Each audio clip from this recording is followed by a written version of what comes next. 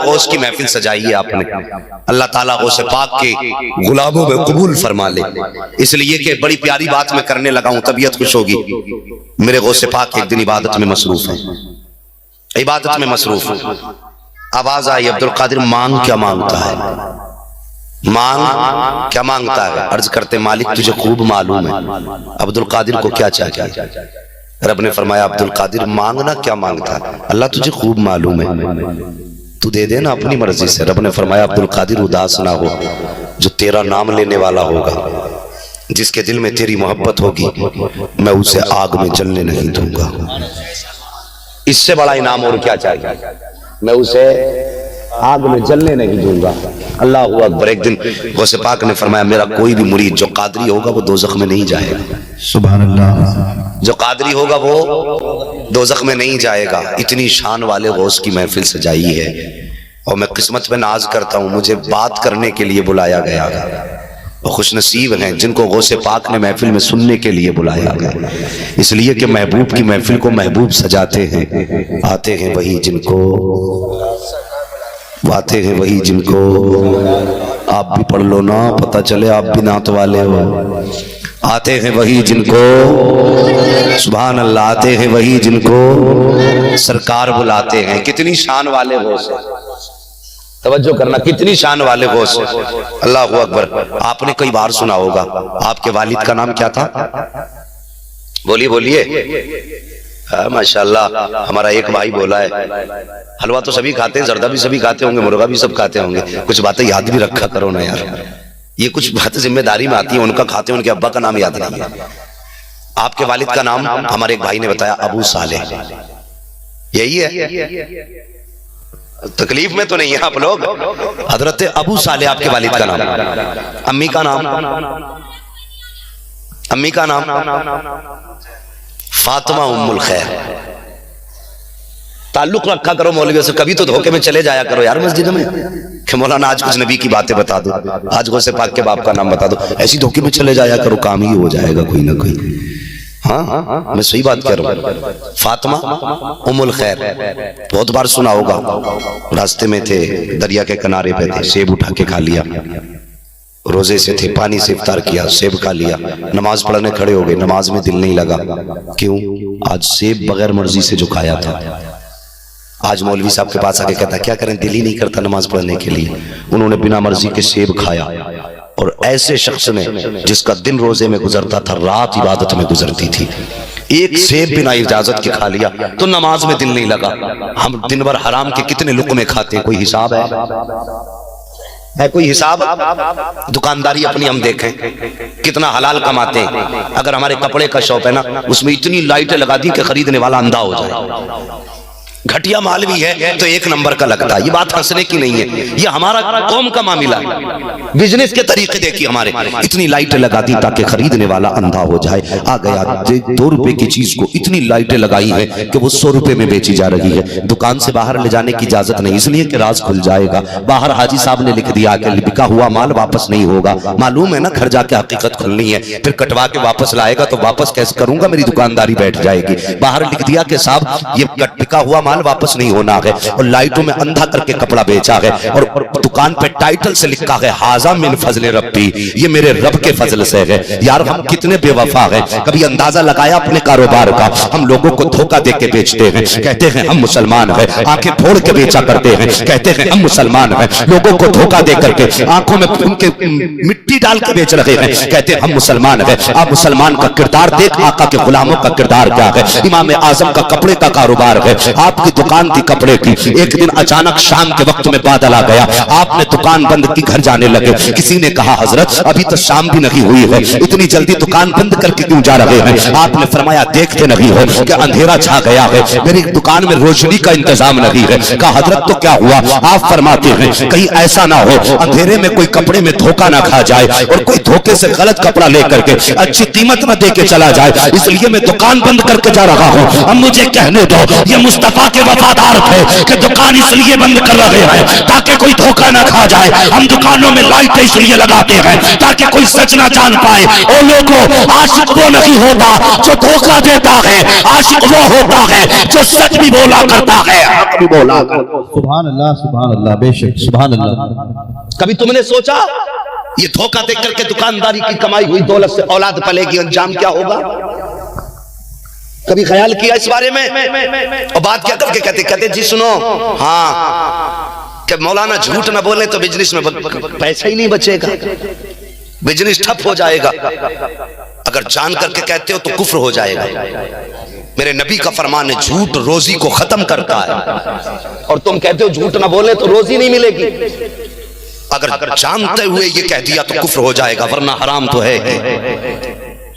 फर्क क्या है हमारे अंदर, कमियां क्या है यार? जलसे बहुत सुनोगे, मौलवी भी बड़े बड़े बुला लोगे, 50-50 हजार का मौलवी बुला लोगे, 3-3 घंटे आप बैठ के सुनते रहोगे, लेकिन मेरी कड़वी बातें कुछ सुन लो। इसलिए कि मेरी तकरीर तबे यार को बेचैन करती है। सबब क्या है? वही कहता हूं जो दिल पर गुजरती है। एक हंगामा महशर हो तो भूलूं उसको, सैकड़ों बातों का रह रह के ख्याल आता है। कभी तुमने सोचा हमें मुस्तफा ने सच का तोहफा दिया है? मेरे नबी की बारगाह में सहाबा हाजिर हैं। आका करीम से सहाबा अर्ज करते हैं, आका क्या मोमिन झूठ बोल सकता है? मेरे नबी ने फरमाया मोमिन झूठा नहीं हो सकता है। जान दे देगा लेकिन मोमिन झूठ नहीं बोलेगा। जान दे देगा मोमिन झूठ नहीं बोलेगा। कैद में चला जाएगा, झूठ नहीं बोलेगा। हर सजा बर्दाश्त कर लेगा, झूठ नहीं बोलेगा। आका तो मोमिन की यह अलामत बता रहे हैं कि मोमिन झूठ नहीं बोल सकता है। अब उनके बारे में क्या कहा जाएगा जो ये कहते हैं झूठ ना बोलने तो रोजी नहीं मिलती है, झूठ ना बोलने तो कारोबार में इजाफा नहीं होगा, झूठ ना बोलने तो पैसा नहीं बचता है। फर्क ये है हमने शैतान को अपना सब कुछ मान लिया है, हमने खुदा को कुछ माना ही नहीं है। यार हमारा एतमाद खुदा से उठ गया है। क्या कहोगे उन परिंदों के बारे में जो सुबह को अपने घोंसलों से उड़ते हैं, जिन्हें आज तक ये नहीं मालूम है कि हमारा रिस्क आज कहां उतरने वाला है, किस खेत में उतर के हमें दाना मिलेगा। जब शाम को वापस आते हैं तो अपना पेट भर के आते हैं,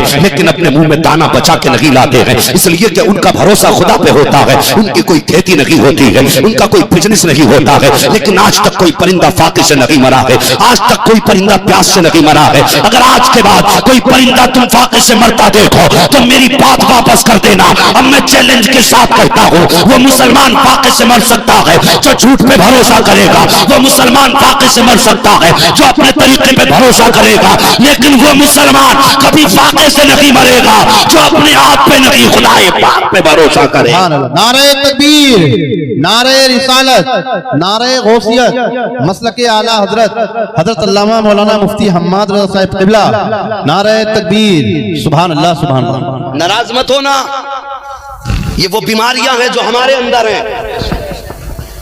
आज इस कमेटी ने इतनी मेहनत से ये इंतजाम किया, इस कमेटी की तरफ से ये पैगाम लेके चले जाओ, जब तक जिंदा रहेंगे सौदे में किसी को धोखा नहीं देंगे, ताकि इनकी मेहनत भी वसूल हो जाए, मेरा आना भी वसूल हो जाए। खैरियत से हैं आप लोग? हाँ, खैरियत से रहिएगा, इसलिए कि जब तक खैरियत से रहेंगे तब तक इंशाअल्लाह बात होती रहेगी। और जब खैरियत बिगड़ने लगेगी तो फिर मैं इंतजार नहीं करूंगा मुझसे कोई कहे बैठ जाओ, इसलिए कि हम चेहरों से पहचान लेते हैं। हम पलटते नहीं बेजान किताबों के वरक, हम वो पढ़ते हैं जो चेहरों पे लिखा होता है। हमें पता चल जाएगा जब आपको नींद आने लगेगी। तवज्जो करना। दूसरी बीमारी हमारे अंदर दुकानदारी में क्या है? जहां एक मुसलमान ने किसी चीज की शॉप रखी, दुकान, ठीक, तो दूसरा उसके सामने खोलता जाके। कंपटीशन है कि दूसरा बिल्कुल उसके सामने खोलेगा यूं, और फिर हिसाब लगाता मेरे मिलने वाले कितने, मेरे मिलने वाले कितने। अगर चीज 21 रुपए की है, फर्ज कीजिए चीज 21 रुपए की, कोई भी प्रोडक्ट, कोई किसका दुकानदार को पड़ रहा है, तो 1 रुपए का खुद घाटा उठाएगा, 19 में देगा। क्यों?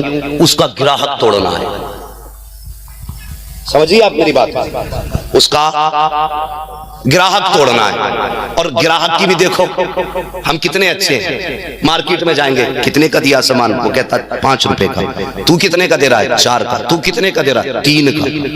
कंपटीशन जो लगा है भाई, एक ही चीज है, रेट गिर रहा है, एक ही चीज है, रेट गिर रहे हैं कि तूने कितने का दिया, 3 का, तो 5 वाले से नहीं खरीदेगा, 3 वाले से खरीदेगा।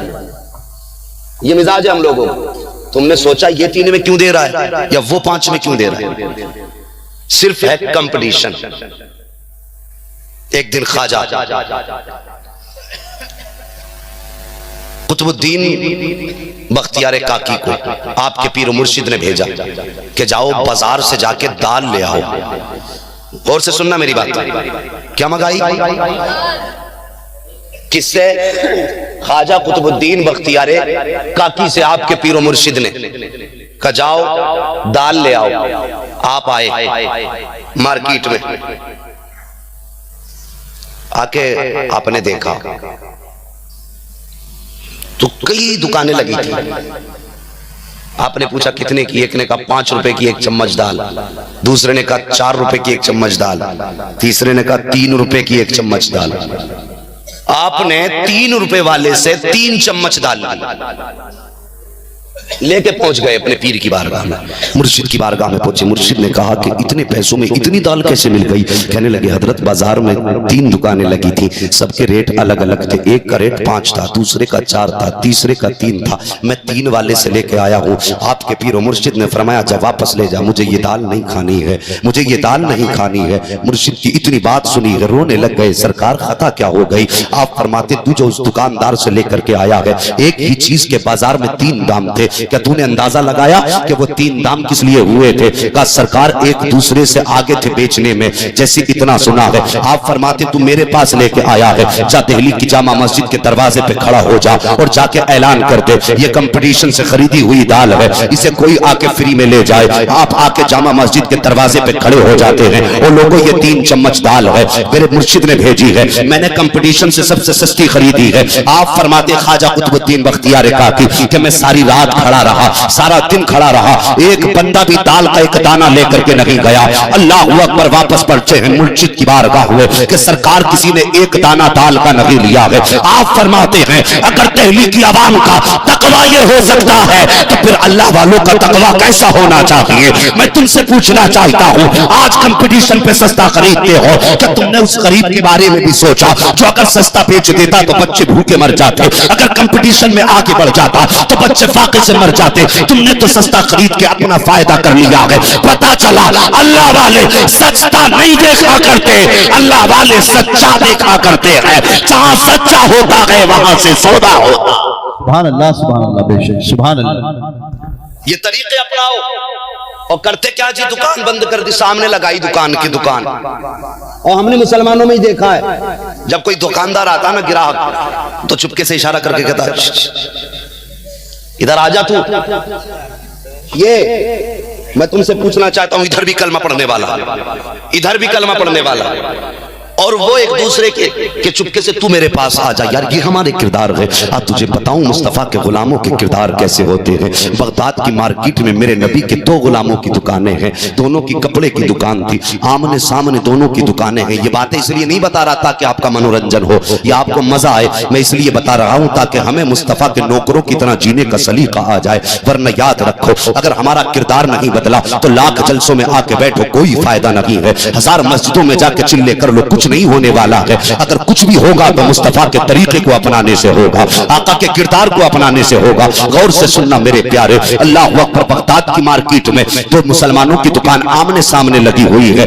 एक मुसलमान की दुकान पर शाम को ग्राहक आया, उसने कहा भाई मुझे ये कपड़ा पसंद है। उसने कहा कि मैं तुझे ये कपड़ा नहीं बेचूंगा। वो कहने लगा मैं आप ही का तो ग्राहक हूं। कहने लगा ये बात अपनी जगह है, तू मेरा ग्राहक है, लेकिन ये कपड़ा मैं तुझे नहीं दे सकता। कहा क्यों नहीं देगा? कहा अगर तुझे कपड़ा खरीदना है तो सामने वाली दुकान पे चला जा। उसने कहा जितनी कीमत चाहोगे उतनी दूंगा, लेकिन कपड़ा आपसे लेना है। उसने कहा मैं तुझे ये कपड़ा नहीं दूंगा, अगर खरीदना है तो सामने वाली दुकान पे चला जा। अल्लाह अकबर। जैसे उसने इतना सुना है, कहता यार पता तो सही, दुनिया का दस्तूर ये है कि दुनिया अपनी दुकानदारी ज्यादा करना चाहती है, लेकिन तू है कि मुझे कपड़ा नहीं बेच रहा है, दूसरे की दुकान पे बेच रहा है। उस मुस्तफा के नौकर की आंखों में आंसू आ जाते हैं। आका का गुलाम आंखों में आंसू भर के कहता है यार तुझे क्या बताऊं, सुबह से मेरी दुकान पे इतने ग्राहक आए हैं कि मेरी दुकानदारी जरूरत के लायक हो चुकी है। जब मैं शाम को घर वापस जाऊंगा अपने बच्चों के खाने का इंतजाम करके ले जा सकता हूं, लेकिन सामने जो दुकान दुकान लगी है, ये किसी दुश्मन की दुकान नहीं है, ये भी मेरे नबी का कलमा पढ़ने वाले की दुकान है।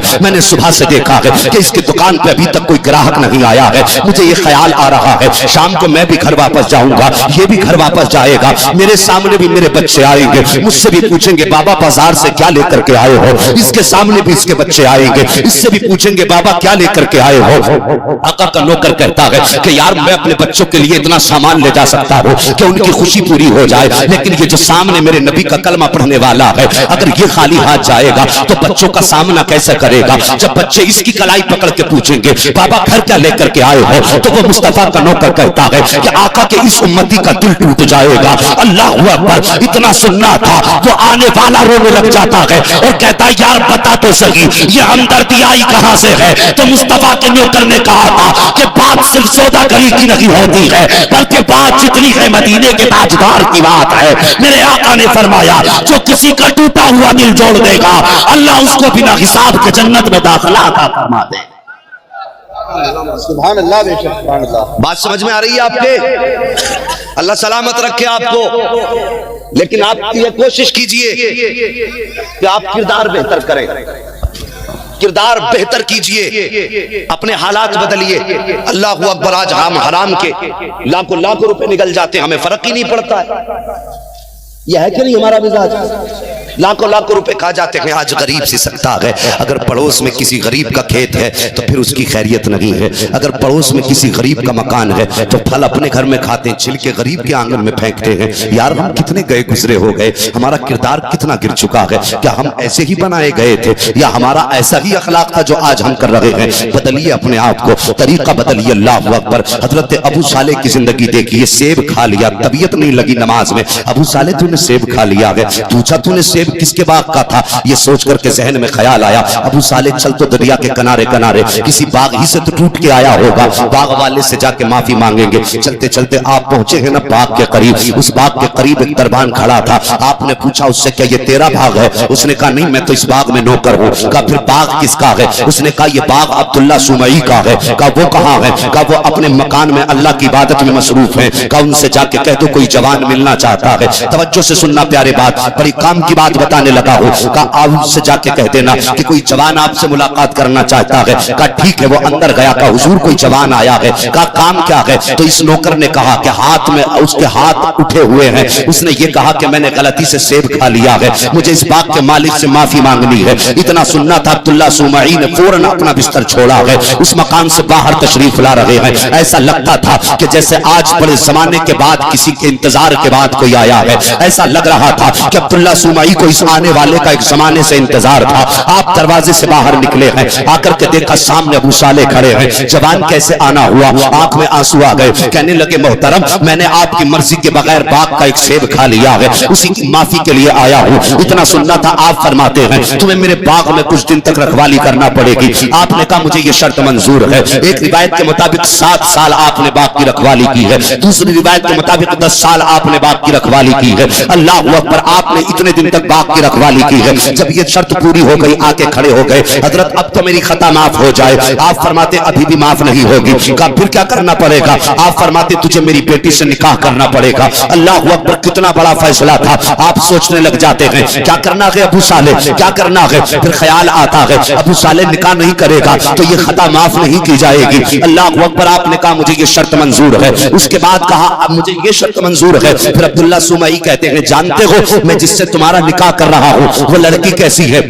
आप फरमाते हैं अब पूछने की जरूरत ही क्या है, जब शर्त है तो मानी जाएगी। आप फरमाते फिर भी सुन लीजिए, आंखों से अंधी है, कानों से बहरी है, पैरों से लंगड़ी है, हाथों से अपाहिज है, मेरी बेटी कुछ बोल नहीं सकती, गूंगी है। इतना सुनना था, आपकी हालत खराब हो जाती है, आंखें बरसने लग जाती हैं। आप सोचते हैं अबू साले एक सेब खाया है, इतनी बड़ी सजा मिल रही है, एक सेब खाया है, इतना बड़ा जुर्माना देना पड़ रहा है, ये सोच करके रोने लग जाते हैं। अब्दुल्ला सुमई कहते हैं अबू साले अभी सोच लो फैसला क्या करना है, तुम्हें सेब की माफी चाहिए या ऐसी बेटी से निकाह करना है? अब्दुल्ला सुमई सोचते हैं अबू साले अगर लड़की अपाहिज होगी तो जिंदगी गुजर जाएगी, लड़की गूंगी होगी तब भी जिंदगी गुजर जाएगी, लड़की बहरी होगी तब भी जिंदगी गुजर जाएगी, लड़की अंधी होगी तब भी जिंदगी गुजर जाएगी। मगर पता तो सही अगर कयामत के दिन अल्लाह ने सेब का हिसाब मांग लिया तो क्या जवाब देगा?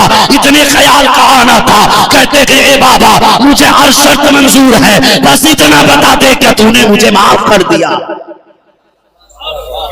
कहते बस इतना बताओ माफ किया कि नहीं। अल्लाह अकबर। कहा मैंने तुझे माफ कर दिया, निकाह कर ले। निकाह हो गया, घर में गए, बात तो सब जानते हैं। देखा वो तो बिल्कुल जैसा बताया उसका उल्टा मामला है। इतनी हसीन इतनी माजबीन कभी आपने कोई खातून देखी नहीं थी। वापस आके कहने लगे बुजुर्ग साहब मुझे लगता है आपने धोखे से किसी और मकान में भेज दिया। कि धोखे से नहीं, मेरा ही मकान है। कहा आपने तो कहा था अंधी है, लेकिन वो तो लड़की उसकी आंखें भी थी। आपने कहा कूंगी, उसने मुझे सलाम किया। आपने कहा लंगड़ी, वो चल के आई थी। आपने कहा वो लूली, उसने अपने हाथ से दरवाजा खोला। ये कैसे हो सकता है? आप फरमाते हैं बेटे तूने जाना नहीं है, मेरा कहने का मकसद ये था मेरी बेटी की जबान पे कोई शरीयत के खिलाफ जुमला नहीं आया, इसलिए मैंने बेटी को गूंगा कहा था। मेरी बेटी ने कभी घर की चार दीवारी से बाहर कदम नहीं निकाला, इसलिए मैंने बेटी को लंगड़ा कहा था। मेरी बेटी ने हाथों से कोई नाजायज काम नहीं किया, इसलिए मैंने बेटी को लूली कहा था। मेरी बेटी की जबान, मेरी बेटी ने किसी गलत चीज को नहीं देखा, इसलिए मैंने उसे अंधा कहा था। कोई गलत बात मेरी बेटी के कानों के पर्दे से नहीं टकराई है, इसलिए मैंने बेटी को बहरी कहा था। अल्लाह अकबर। अब अबू साले मुस्कुराने लग जाते हैं। जैसे अबू साले मुस्कुराते हैं, हजरत अब्दुल्ला सुमाई फरमाते हैं बेटे अबू साले ये रिश्ता मैंने नहीं किया है, बल्कि ये रिश्ता तो पैदा करने वाले खुदा ने किया है। कहते क्या मामला? आप फरमाते हैं जब मेरी बेटी पैदा हुई ना, फातिमा उम्मुल खैर, नाम याद रहेगा अब? क्या नाम है? सारे बोल दो। फातिमा उम्मुल खैर। कहते जब ये बेटी पैदा हुई ना मेरी, मैंने इसकी परवरिश की और मैंने इसके कदम देखे ना, मैं सोचने लगा अल्लाह इतनी पारसा बेटी दी है, इसका जोड़ा कहां से आएगा? का मैंने ये सोचा था, इतने में किसी ने गैब से आवाज देके कहा था अब्दुल्ला सुमई उदास ना हो, बेटी को भी हमने पैदा किया है, इसके लिए एक तेरे लिए एक बेटा भी पैदा किया है। अल्लाह मिलेगा कहां का? परेशान ना हो, तेरे बाग में खुद आएगा, तेरे बाग में खुद आएगा। आएगा क्यों? हम भेजेंगे। तो ये बाग में सेब का टूटना बहाना था, रब को हजरत अबू साले को हजरत अब्दुल्ला सुमई से मिलाना था। ये बहाना था, मिले। कहा ये फैसला रब का है। और जब ये दोनों मिले ना और ये चमन बना, तो इसमें एक कली खिली जिसे दुनिया अब्दुल कादिर जिलानी के नाम से जानती है। सरकार गौसे पाक पैदा हुए। वो लोगों आपसे भी एक बात पूछ लूं मैं, मेरे गौस की अम्मी के पर्दे का आलम ये कि घर से कदम नहीं निकाला, क्या हमारे घर की औरतों का भी यही हाल है? घर से कदम तो नहीं निकालती हैं? हाँ बोलेंगे नहीं, इसलिए कि करीब करीब सभी मुजरिम हैं, सभी के निकलते हैं, मगर निकलते भी अलग अलग तरह से हैं। चचा आप अगर 1100 का जोड़ा ला दो तो कहेगी तुम कट के आ गए। ये अपनी मर्जी से 11,000 का ले आएगी तो कहेगी बहुत सस्ता लाई। इसलिए कि अगर आपके सौदे की तारीफ कर दी तो कल जाने नहीं मिलेगा। और कौम की बेटियों, दुनिया हमारे लिए सब कुछ नहीं है, आखिरत हमारे लिए सब कुछ है। तुम्हें भी तो सैयदा फातिमा तो ज़हरा का सामना करना है। कोई तैयारी की है तुमने? तुमने कोई तैयारी की है आखिरत के लिए? शादी में जाने के लिए 10-10 हजार के जोड़े पहन लेती हो। ईमानदारी से बताना, 10,000 का सूट पहन के कभी अल्लाह को 2 रकात नमाज शुक्राने की अदा की? कभी ख्याल आया अल्लाह तूने इतना कीमती लिबास दिया, आज तेरी बारगाह में 2 रकात नमाज पढ़ूंगी? कभी ख्याल नहीं आता। अल्लाह ने इतना अच्छा पहनाया, तुम्हें तो ख्याल ना आया।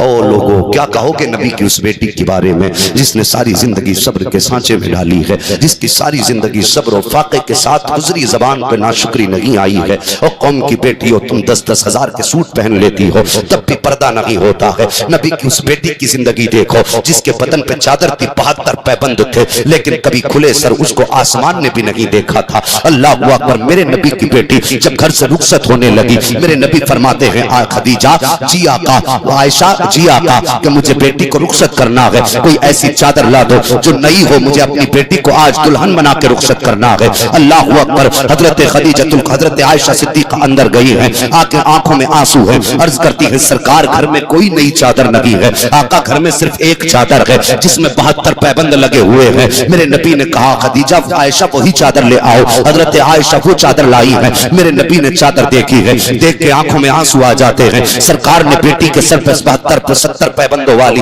72 पैबंदों वाली, जितने पैबंद थे 17 पैबंदों वाली कह लो, 17 पैबंदों वाली चादर आपने बेटी के सर पे रखी है। हजरत फातिमा तो ज़हरा रोने लग जाती है। अल्लाह के पैगंबर की आंख में आंसू आए। सरकार फरमाते हैं फातिमा रोने की वजह क्या है? क्या आज अपनी गुर्बत पे आंसू बहा रही हो या आज इस चादर की वजह से रो रही हो?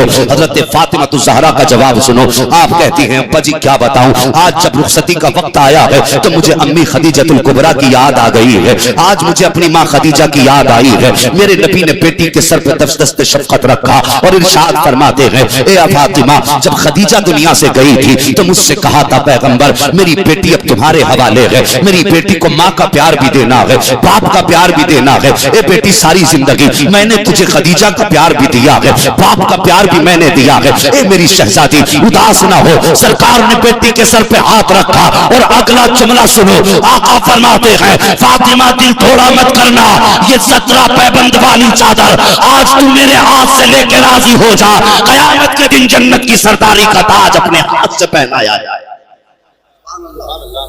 ये नबी ने बेटी को रुखसत करते वक्त तालीम दी। मेरा अलग मिजाज है थोड़ा सा, मैं बात भी करता हूं तो चाहता हूं इसमें थोड़ी नसीहत हो जाए। तकलीफ तो नहीं हो रही है आपको? जरा बोलो मचल के या रसूल अल्लाह, अल्लाह सलामत रखे आपको। ये मेरे नबी की तालीम है। और एक बात और कहता चलूं प्यारे, गौर से सुनना, एक बात और कह दूं, कल में और आज में फर्क देखिए। कल मेरे नबी ने बेटी को रुखसत किया, फरमाया फातिमा जी बाबा, फातिमा जी बाबा, सारी जिंदगी बाप के दरवाजे पे तूने सब्र से जिंदगी गुजारी है, याद रखना अली के दरवाजे पे जाके कोई सवाल मत कर दे। क्या तालीम मेरे नबी दे रहे हैं। और बेटियों तुम भी जरा गौर से सुनना, और जवानों तुम भी मेरी बात को गौर से सुनना। फरमाया अली के दरवाजे पे जाके तू सवाल मत कर देना। और आज अगर बेटी को बाप रुखसत करता तो क्या कहता मालूम है? बेटी जा, फोन नंबर साथ लेके चली जा, अगर कोई परेशान करे फोन कर देना। यही होता है ना, फोन कर देना, आके ईंट से ईंट बजा देंगे। यार तुमने बेटी को रुखसत किया या जंग का मैं ऐलान किया,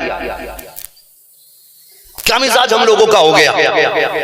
हम कहते बेटी फोन कर देना। अल्लाह अकबर, मेरे नबी ने फरमाया फातिमा अली के दरवाजे पे जा तो रही हो लेकिन कोई सवाल अली से मत कर देना। इतना इरशाद फरमाया। सैयदा रुखसत होकर हजरत अली के दरवाजे पर आई है। 3 दिन गुजर गए हैं। सैयदा का चेहरा सर्द होने लगा, हाथ पैर कांपने लगे। एक दिन अली फरमाते हैं फातिमा क्या मामला है? चेहरे पे सर्दी है, बदन पे कमजोरी के आसार है। फातिमा बताओ तो सही, आखिर तबीयत तो ठीक है तुम्हारी? सैयदा कहती है अली क्या बताऊं, क्या पूछना चाहते हो? कहा फातिमा बताओ तो सही, ये चेहरे पे कमजोरी किस लिए है? सैयदा फातिमा तो ज़हरा कहती है अली जब से आपके दरवाजे पे आई हूँ आज 3 दिन हो गए हैं, मैंने रोटी का एक टुकड़ा तक नहीं खाया है। अल्लाह अकबर, एक लुकमा नहीं खाया है। हजरत अली फरमाते हैं फातिमा क्यों नहीं खाया? अर्ज करती है ए मेरे सरताज, ए मेरे शौहर, जब से मैं आई हूँ मुझे घर के अंदर रोटी का टुकड़ा नजर नहीं आया, इसलिए मैंने एक लुकमा भी नहीं खाया। हजरत अली की आंखें बरसने लग जाती हैं। मौला अली फरमाते हैं फातिमा कम से कम अली से कह तो दिया होता, मैं रोटी का इंतजाम कर देता। जैसे इतना जुमला मेरे मौला अली ने फरमाया है, सैयदा की आंखें बरसने लग गई। आप कहती हैं अली आपको क्या बताऊं, जब मैं घर से चली थी मेरे बाप ने कहा था फातिमा अली से सवाल मत कर देना। ए अली अगर आज सवाल कर देती तो क़यामत में खुदा और उसके मुस्तफा को चेहरा कैसे दिखा? ये होती है बेटियां, 5 मिनट जलसा सुने उठ के भाग गए, बन गए जन्नती। कौन ठेकेदार आता तुम्हें एक बार में जन्नत देने वाला? मेरे भी सामने लाओ, मुझे भी जन्नत चाहिए। कौम का मिजाज बिगाड़ के रख दिया। 10 मिनट बैठ जाओ जन्नती हो जाओगे। जन्नत का तेरे बाप की है, जन्नत है रसूल पाक की, और जन्नत उसे मिलेगी जिसे मुस्तफा चाहे। कान खोल के सुन लीजिए, तुम्हें नबी की महफिल में 1 घंटा बैठना गवारा नहीं है, फिर 50,000 बरस के बराबर वाले दिन शफाअत किससे मांगने जाओगे? मिजाज कौम का बिगड़ता जा रहा है। एक बार बैठेंगे हो गए जन्नती। कौन आया था? वो मौलवी हदीस सुना के गया था। यार हमें भी तो बता दो, इतनी सस्ती जन्नत अगर मिलती हो तो हम भी लेंगे। क्या फैसला तुम्हारा? जन्नत इतनी सस्ती होती तो हजरत बिलाल कोड़े न खाते। जिसे मेरी बात से इत्तेफाक ना हो खड़े होके बोल सकता है, या तो मैं उससे खुद समझ के जाऊंगा या उसे समझा के जाऊंगा। जन्नत इतनी सस्ती होती हजरत सुनैरा की आंखें नहीं निकाली जाती। जन्नत इतनी ही सस्ती होती करबला में मुस्तफा के खानदान के 72 लाशें नहीं होते। बहुत मुश्किल है जन्नत। अगर जन्नत को ढूंढोगे तो तलवार के साए में मिलती है जन्नत। बस कम से कम अपने आप को उनके इश्क के सांचे में तो ढालने हैं। 10 मिनट बैठेंगे, चलो भाई हो गया, बन गए जन्नती, बैठिए जलसे।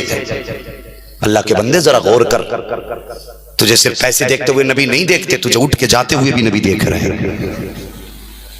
क्या वो ये नहीं जानते जिनके लिए मैंने रातों रात सजदे में रो के गुजारी थी, आज मेरे लिए एक रात नहीं रुके?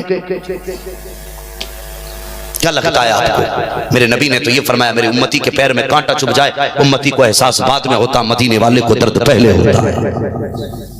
इतना बड़ा कोई गमखार है नबी के अलावा? अरे यार वो इतने मेहरबान है, हम कहते हैं हम नबी के तब भी बेड़ा पार है, और मुस्तफा ये कहते हैं ये मेरे तब भी बेड़ा पार है। उन आशिकों की हर अदा पे उनकी नजर है, हर अदा पे उनकी नजर। अल्लाह अकबर। आला हजरत फरमाते और कोई गैब क्या तुमसे निहा हो भला, जब ना खुदा की छुपा तुम पे करोड़ों दुरूद। एक आशिक की बात याद आ गई, अगर थके ना हो तो बता दो। अल्लाह सलामत रखे। मैं बड़ा खुश हो रहा हूं इसलिए कि मेरे हिस्से में क्रीम आई है। जितना छटना था वो सब निकल गया। अब मैं समझता हूं सिर्फ आशिक ही बचे होंगे। वक्त तो है ना कमेटी वालों भी? हाँ माशाल्लाह कह रहे बहुत वक्त है। और पीछे वाले जो सबसे पीछे बैठे उनका क्या हाल है जी? अल्लाह सलामत रख के हाथ उठा के कह दो या रसूल अल्लाह। माशाल्लाह। ये देखो जी वीडियो में आओ मत आओ, कैमरा देखे ना देखे, ये तमन्ना लेके बैठो, मदीने वाला देख रहा है। सुभान अल्लाह। मदीने वाला देख रहा है। हम दुनिया को दिखाने के लिए नहीं, मुस्तफा को मनाने के लिए बैठे हैं। हम तो उन्हें मनाने बैठे। इस नियत से बैठो तो फिर इंशाल्लाह दिल लगेगा। है जी बात बता दो, एक आशिक की तबीयत खुश होगी, बोलो सुभान अल्लाह। 2 घंटे का टाइम, अल्लाह सलामत रखे, ये आपकी मोहब्बतें हैं। कमेटी वालों अगर 2 उंगली दिखा के जाओगे तो फिर मेरा काम हो जाएगा। अल्लाह आपको सलामत रखे, जरा बोल दो सुभान अल्लाह। एक आशिक की दास्तान छेड़ दूं और तबीयत खुश हो जाएगी। इनमें कुछ लोग हैं जिन्होंने हज किया है, मजमे में है तो जरा हाथ उठा दे। जिन्होंने मदीना देखा है, अल्लाह सलामत रखे माशाल्लाह। इसलिए नहीं उठवा रहा हूं मैं कि तुम्हें दिखाऊं, इसलिए उठवा रहा हूं मैं देखूं, मुझे बात करनी है। ठीक है, बैठे इसका मतलब हाजी। अच्छा तुमने जब मदीना शरीफ गए होगे, हजरत सलमान फारसी के बाग के ताल्लुक से सुना होगा, सुना के नहीं? सलमान फारसी का बाग, वो एक आशिक की दास्तान की कहानी है। ये तो सुना होगा मदीने में बिना गुठली की खजूर मिलती थी, खाई भी होगी। अब तो लोग ऑपरेशन करके गुठली निकाल देते, इसलिए कि वो बाग वहाबियों ने काट दिया। ये बात सुन लीजिए, गुठली ऑपरेशन करके निकाल देते हैं। जो बाग था असली बिना गुठली के खजूरों का, वो वहाबियों ने काट दिया। क्यों? सुन्नी जाते थे उसे चूमते थे। क्यों चूमते थे? मेरे मुस्तफा ने अपने हाथों से लगाया था। है उस बाग की कहानी सुना दी। कमेटी वालों तवज्जो आपकी भी चाहिए। मुझे लगना चाहिए आप नात नहीं तकरीर भी सुनना जानते हो, क्योंकि बात तो नबी की होगी ना, लहजे में हो या बातों में हो, मिठास तो बराबर आनी है ना। क्यों हजरत, खैरियत है? हाँ, बद्दुआएं चाहिए मिंबर वालों की माशाल्लाह। बोल दो जरा सुभान अल्लाह। मेरे नबी दीवान अपने आशिकों पे कितनी नजर रखते हैं और कितना गहरा ताल्लुक है। आका की अंजुमन सहाबा की ऐसे सजी, सामने सहाबा बैठे, बहुत गौर से सुनना, सामने सहाबा बैठे, उनमें सरकार का एक बूढ़ा सहाबी है, दाढ़ी के बाल सफेद, सर के बाल सफेद। अचानक आका को देखते देखते आका का वो गुलाम रोने लग गया। क्या कमी होगी उस महफिल में जहां सामने वो बैठा जिसके सदके में कायनात बनी है। वो कितनी मुबारक आंखें होंगी जो महबूब का चेहरा तकती होंगी, कितनी मुबारक आंखें होंगी। सहाबा देख रहे हैं, एक सहाबी बैठे बैठे रोने लग गए।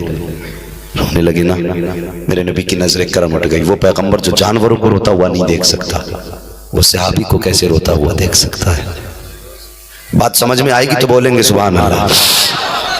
वो सहाबी को कैसे रोते हुए देख सकता? मेरे नबी ने फरमाया सलमान जी आका का मेरे बूढ़े सहाबी रोने की वजह क्या है? अर्ज करते हैं सरकार क्या बताऊं कितने बाजारों में बिका हूं। जब से मैंने अपने पादरी से सुना था कि नबी आखिरुज़्ज़मा के आने का वक्त आ गया है और वो इतनी शान वाला पैगंबर होगा कि जो उसको मना लेगा वो रब को मना लेगा, जिससे वो राजी हो जाएगा उससे रब भी राजी हो जाएगा। आका जब से मैंने ये सुना ना मुझे धुन थी मैं आपके कदमों तक पहुंच जाऊं। आका मैं जिस पादरी के पास रहता था मैं चर्च में उसकी खिदमत करता रहा। जब उसकी मौत का वक्त आया मैंने उससे कहा मुझे पता मैं किसके दरवाजे जाऊं जो मुझे मोहम्मद की चौखट तक पहुंचा दे। उसने दूसरे पादरी की तरफ भेजा, मैं उसके पास गया, उससे मैंने पूछा। जब उसकी मौत का वक्त आया मैंने कहा तू बता अब कहां जाऊं। उसने मुझे तीसरे शहर की तरफ रवाना किया। आका जब मैं उस शहर की तरफ चला मुझे लोगों ने पकड़ लिया, पकड़ने के बाद गुलाम बना के बाजारों में बेचा। आका मैं आपकी मोहब्बत में बिकता रहा, कितने शहरों में बिका हूं, कितनी गलियों में सौदा हुआ है, लेकिन दिमाग में सिर्फ एक खुमार था अल्लाह कोई ऐसा दिन आए कि बेचने वाला यहाँ का हो, खरीदने वाला मुस्तफा के शहर का हो, खरीदने वाला मुस्तफा के शहर का हो। आका इस उम्मीद पे बाजारों में बिकता रहा। बिकते बिकते एक दिन शहर मदीना आ गया। मुझे पता चला कि आखिरी पैगंबर हिजरत करके इसी मदीने में आएंगे। सरकार जब आप हिजरत करके आए उस वक्त में खजूर के बाग में मौजूद था। मुझे पता चला कि आप आ गए हो तो आका मैं आ गया और आपने गुलामी में ले लिया। लेकिन एहसास इस बात का गया था कल मुझे जिस यहूदी ने खरीदा था आज भी उसका गुलाम हूँ। आका दिल पे आपका कब्जा है, मेरी जान पे उसका कब्जा है। सरकार बस इस ख्याल में रुला दिया है आका कहीं उसी की गुलामी में तो दुनिया से न चला जाऊं। आका मेरा दिल चाहता था कि मेरी जान पे भी आपका कब्जा हो, मेरे ईमान पे भी आपका कब्जा हो। सरकार मुझे उसकी गुलामी से आजाद होने की तमन्ना है। मेरे नबी ने इतना सुना है, इरशाद फरमाते हैं जा सलमान अपने मालिक के पास चला जा, उससे जाके पूछ कर वो तुझे बेचेगा। इतना सलमान फारसी ने सुना है, आंखें बरसने लग गई, रो के कहते हैं आका मुझ बूढ़े को कौन खरीदेगा, मेरा तो कोई खरीदार भी नहीं है। मुस्तफा मुस्कुरा के फरमाते हैं सलमान जिसका कोई खरीदार नहीं उसका मदीने वाला खरीदार। सुभान अल्लाह सुभान अल्लाह। जिसका कोई खरीदार नहीं उसका मदीने वाला खरीदार है, सुभान मदीने वाला खरीदार है। इतना जुमला कहा मेरे नबी ने, कहा जाके पूछ तो 70 साल के बूढ़े की चाल क्या होती है, कैसी होती है देखा होगा। जब चलता है ना तो कदम भी डगमगाते हैं, हाथ पैर भी कांपते हैं, होठ भी हिलते हैं। ये सलमान फारसी की चाल थी। लेकिन जब आज जा रहे हैं ना अपने मालिक यहूदी के दरबार में, आज चाल बदल गई, ढाल भी बदल गया। यहूदी कहने लगा सलमान, कहा क्या, कहा अंदाज बदले हुए नजर आ रहे हैं, क्या मामला? आप फरमाते बेचेगा? उसने कहा तुझ बूढ़े को कौन खरीदेगा?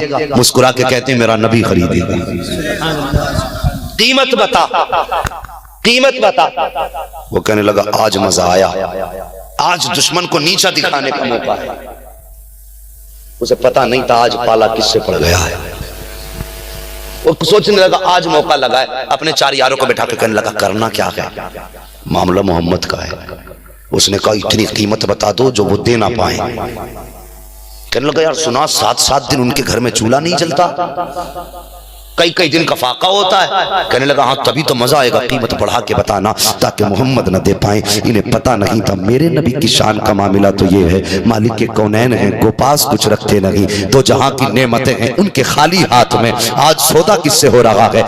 यहूदी कहता जा अपने नबी से जाके कहते अगर तुझे खरीदना चाहते हैं तो मुझे 250 ग्राम सोना चाहिए, 250 ग्राम सोना चाहिए, और मुझे उसने कहा को 2.5 किलो चांदी चाहिए, और 100 पेड़ खजूरों के चाहिए, और खजूर के पेड़ भी ऐसे हो जिन पे फल लगा हो, वो भी पका हो। पता था कि ये मौसम खजूरों का नहीं है, लेकिन फिर भी इतनी बड़ी शर्त लगाई। और कहता सलमान, कहा हाँ, और ये भी कह देना 7 दिन के अंदर इतना सामान चाहिए, अगर 7 दिन में ये कीमत नहीं दी गई तो तुम आजाद नहीं होगे। सलमान ने गर्दन झुकाई है, आका की मस्जिद में तशरीफ लाए, नमाज अदा की। मुस्तफा फरमाते सलमान पूछा मालिक से कितनी कीमत लगाई है? कहते आका हाँ। का बताओ कितनी कीमत लगाई है? अर्ज करते सरकार कीमत तो बहुत लगाई है। का बता तो सही कितनी कीमत लगाई है। अब जो समझदार होंगे इंशाल्लाह चुप नहीं बैठेंगे, अल्लाह सलामत रखे आपको। का कीमत कितनी लगाई है? सलमान कहते हैं 250 ग्राम सोना मांगा है, 2.5 किलो चांदी मांगी है, 100 पेड़ खजूरों के मांगे हैं, वो भी ऐसे जिन पे खजूर लगे हो, वो भी पके हुए होने चाहिए। आका मौसम भी नहीं है और वक्त 7 दिन का दिया है। मेरे मुस्तफा मुस्कुरा के कहते हैं सलमान बस इतनी सी कीमत लगाई है। सुभान अल्लाह। और अल्लाह तुम्हारी समाअत सलामत रखे। सुभान अल्लाह। बड़े अच्छे लोगों में बोल रहा हूँ, तबीयत खुश हो गई। नारे तकबीर, नारे रिसालत, नारे हैदरी, नारे गौसियत, फैजाने शहदी और रजा, खतीब हिंदुस्तान हम्माद रजा साहब क़िबला, नारे तकबीर। सुभान अल्लाह, माशाअल्लाह। मेरे आका ने क्या फरमाया? बस इतनी सी कीमत? आका जी वो तो ठीक है ना, कीमत तो कम है, लेकिन वक्त भी बहुत कम रखा उसने। कितना? का 7 दिन। फरमाया चीजें कितनी है? का 3 दिन। कितने? 7। मुस्तफा फरमाते 4 दिन तो फिर भी ज्यादा है ना, 4 दिन तो ज्यादा है ना। हजरत सलमान मुस्कुराने लगे, अल्लाह अकबर। 1 दिन गुजरा, 2 दिन गुजरा, 3 दिन जब गुजर गए ना, 4था दिन आया। आका की बारगाह में नमाज पढ़ के बैठ गए। मेरे मुस्तफा का चेहरा देख रहे हैं। आका फरमाते हैं सलमान खैरियत तो है ना? अर्ज करते हैं सरकार बाकी तो खैरियत है, दिन 3 बचे हैं। आका बाकी तो खैरियत है, दिन 3 बचे हैं, अभी एक भी कीमत नहीं दी गई है। मेरे नबी फरमाते परेशान क्यों होता है? इतने में एक सहाबी आए, एक अंडा लेकर के आका की बारगाह में पेश किया। सरकार फरमाते सलमान चल तेरा काम आज ही कर देते हैं। फरमाया अल्लाह दामन फैला। सलमान फारसी ने यूं दामन फैलाया, मेरे मुस्तफा ने अंडा उनके दामन में रखा। फरमाया जा अपने मालिक के पास चला जा, अगर वो पूछे क्या लेके आया है तो कहना कीमत लेके आया हूँ। वो पूछे कितनी लाया है तो कह देना खुद देख ले, बस काम हो जाएगा। अब जब सलमान फारसी गए हैं तो सीना चौड़ा है, बाजू हाथ हिल रहे हैं और यूं जा रहे हैं जैसे कोई पहलवान आ रहा हो। उसने सामने से देखा, कहने लगा लगता है सलमान का कोई काम हो गया है। सलमान फारसी करीब पहुंचे, कहा कैसे आए हो? कहा मेरे नबी ने कीमत भेजी है। कहा क्या लाया है? कहा खुद देख ले, खुद देख ले। कहा कितनी है? कहा तोलना तेरा काम है, लाना मेरा काम था। उसने खोल के जब देखा आपके दामन में 250 ग्राम सोना मौजूद था। उसने उसको वजन किया तो पूरा 250 ग्राम था। सर पकड़ के बैठ गया, कहने लगा अफसोस मैंने 250 ग्राम क्यों मांगा था, 2.5 किलो मांग लिया होता, कम से कम नस्लें पल जाती। आप मुस्कुरा के कहते यार अब भी कम कह रहा है, अगर तनो मांगता मोहम्मद की चौखट से वो भी दे दिया जाता। सुभान अल्लाह, सुभान अल्लाह। मुझे पता ही नहीं सौदा किससे कर बैठा है। मालिक कौनैन है, गोपास कुछ रखते नहीं। वो जलसे में बैठने वालों, सुबह को जाने वालों से कहना तुमने यारी अपने बिस्तर से लगाई थी, हमने यारी मदीने वाले से लगाई। वाह वाह, सुभान अल्लाह, सुभान अल्लाह। तुम्हें नींद प्यारी थी, हमें मदीने वाला प्यारा है। तुम तो सो के खो गए थे, हमने मदीने वाले की प्यारी बातें सुनी है। हमने उससे यारी निभाई जो यहाँ हाथ पकड़ता है तो जन्नत में जाके छोड़ता है। सुभान अल्लाह। है जी खैरियत है? हाँ दाएं बाएं देखते मुझे डर लगने लग जाता है। माशाअल्लाह ये आपकी मोहब्बत है, चारों तरफ देख के सुन रहे हैं। अल्लाह सलामत रखे आपको। तो मैंने जो बात कही याद रखना कि यारी उस नबी से लगाओ जो यहाँ नहीं छोड़ता, हाथ पकड़ता है तो जन्नत में जाके छोड़ता है। ये बिस्तर भी एक दिन छिन जाएगा, लिहाफ भी कोई उतार लेगा, कपड़े भी कैंची से काट दिए जाएंगे। जो बदन का कपड़ा होगा उसकी कोई कीमत नहीं होगी, सिर्फ सफेद कपड़े में लपेट के मनो मिट्टी में डाला जाएगा ना, तो उस वक्त तुम्हारा बिस्तर काम नहीं आएगा, उस वक्त मदीने वाला काम आएगा। सुभान अल्लाह, सुभान अल्लाह। मुत्तफिक है ना मेरी बात से? मुत्तफिक है तो सारे बोले ना या रसूल अल्लाह, सुभान अल्लाह। ऐसा लग रहा जलसा भी शुरू हुआ है और आपकी सदाएं सुन के बिस्तर पे लेटे हुए लोग सोच रहे होंगे लगता है हम ही आए थे, लगता है बस हम ही आए थे। आवाज बता रही है पूरा मजमा बैठा हुआ है। कोई बात नहीं, कुछ कुर्सियां खाली हुई हैं तो फरिश्ते तो आ चुके हैं ना। सुभान अल्लाह, सुभान अल्लाह। अल्लाह हमारी हाजिरी कबूल कर ले। हम उससे दिल लगा के बैठे हैं जिसके सदके में सारे दिलवाले बनाए गए। सुभान अल्लाह। आप साइड में बैठे कोई बात नहीं, लेकिन सुनते रहना। हाँ माशाअल्लाह कोई बात नहीं है। फरमाया ये सोना तो बहुत कम तू हिसाब लगा रहा है। आ गए वापस, आए ना अगले दिन, एक दिन गुजर गया, 5 दिन हो गए। दिन कितने बचे? दिन कितने बचे? हाँ सारी बात याद कर लें। ये वहां भी कहते हैं नबी को इख्तियार नहीं, तमाचा मारना मुंह पे। कहना तू इख्तियार की बात करता, आज तक नबी का मौजज़ा मौजूद है। दिन कितने?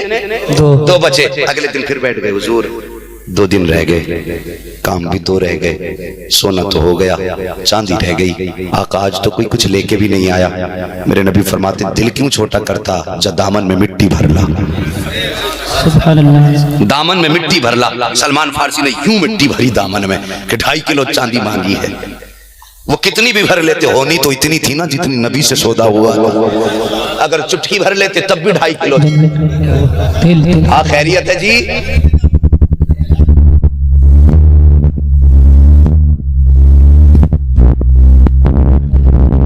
पसंद है।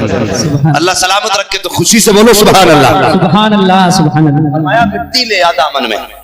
सौदा क्या हो रहा है ये?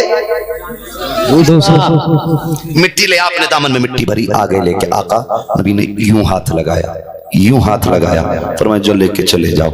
आका जी कहना क्या है? फरमाया जो कल कहा था वो ही आज कहना है, जो कल कहा था वो ही आज कहना। गए, उन्होंने कहा क्या लाया? आका खुद देख लेना क्या लाया, खुद देख ले क्या लाया। उसने यूं दामन खोला, देखा तो दामन में चले थे तो मिट्टी थी, खोली तो चांदी बन गई। सुभान अल्लाह। चांदी बन गई। मगर देखो सहाबी का अकीदा देखो, सहाबी थे, वहाबी नहीं थे। वहाबी होता तो कह देता मिट्टी भर रहे हो पिटवाओगे क्या, अंडा रखा है मरवाओगे क्या।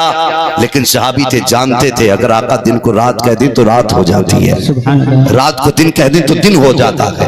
अकीदा था ना। मिट्टी लेके पहुंच गए, चांदी तोला तो पूरी की पूरी थी। कहने लगा यारो जरा इकट्ठे हो, बात बिगड़ती जा रही है। हमने तो मोहम्मद को गरीब समझा था, देखो तो कितना जो मांगा वो पूरा दे रहे हैं। उसके साथ ही कहने लगे यार चल छोड़, ये तो कहीं से आ गई होगी, ये 100 पेड़ कहां से लाएंगे, 100 दरख्त कहां से लाएंगे। और रह गई बात लाने की, अगर किसी सहाबी ने दे दिए तो उन पे फल कहां से लाएंगे, और वो भी पके हुए, जबकि मौसम भी नहीं है। पता नहीं था सौदा किससे हो गया है, सौदा किससे हुआ है ये नहीं पता था। जब तीसरा दिन आया ना, जो छठा दिन था, खड़े आका की बारगाह में, वो तो चांदी दे के आके बैठ गए। कहने लगे आका अब तक तो खैर थी, अब ये 100 पेड़ कहां से आएंगे।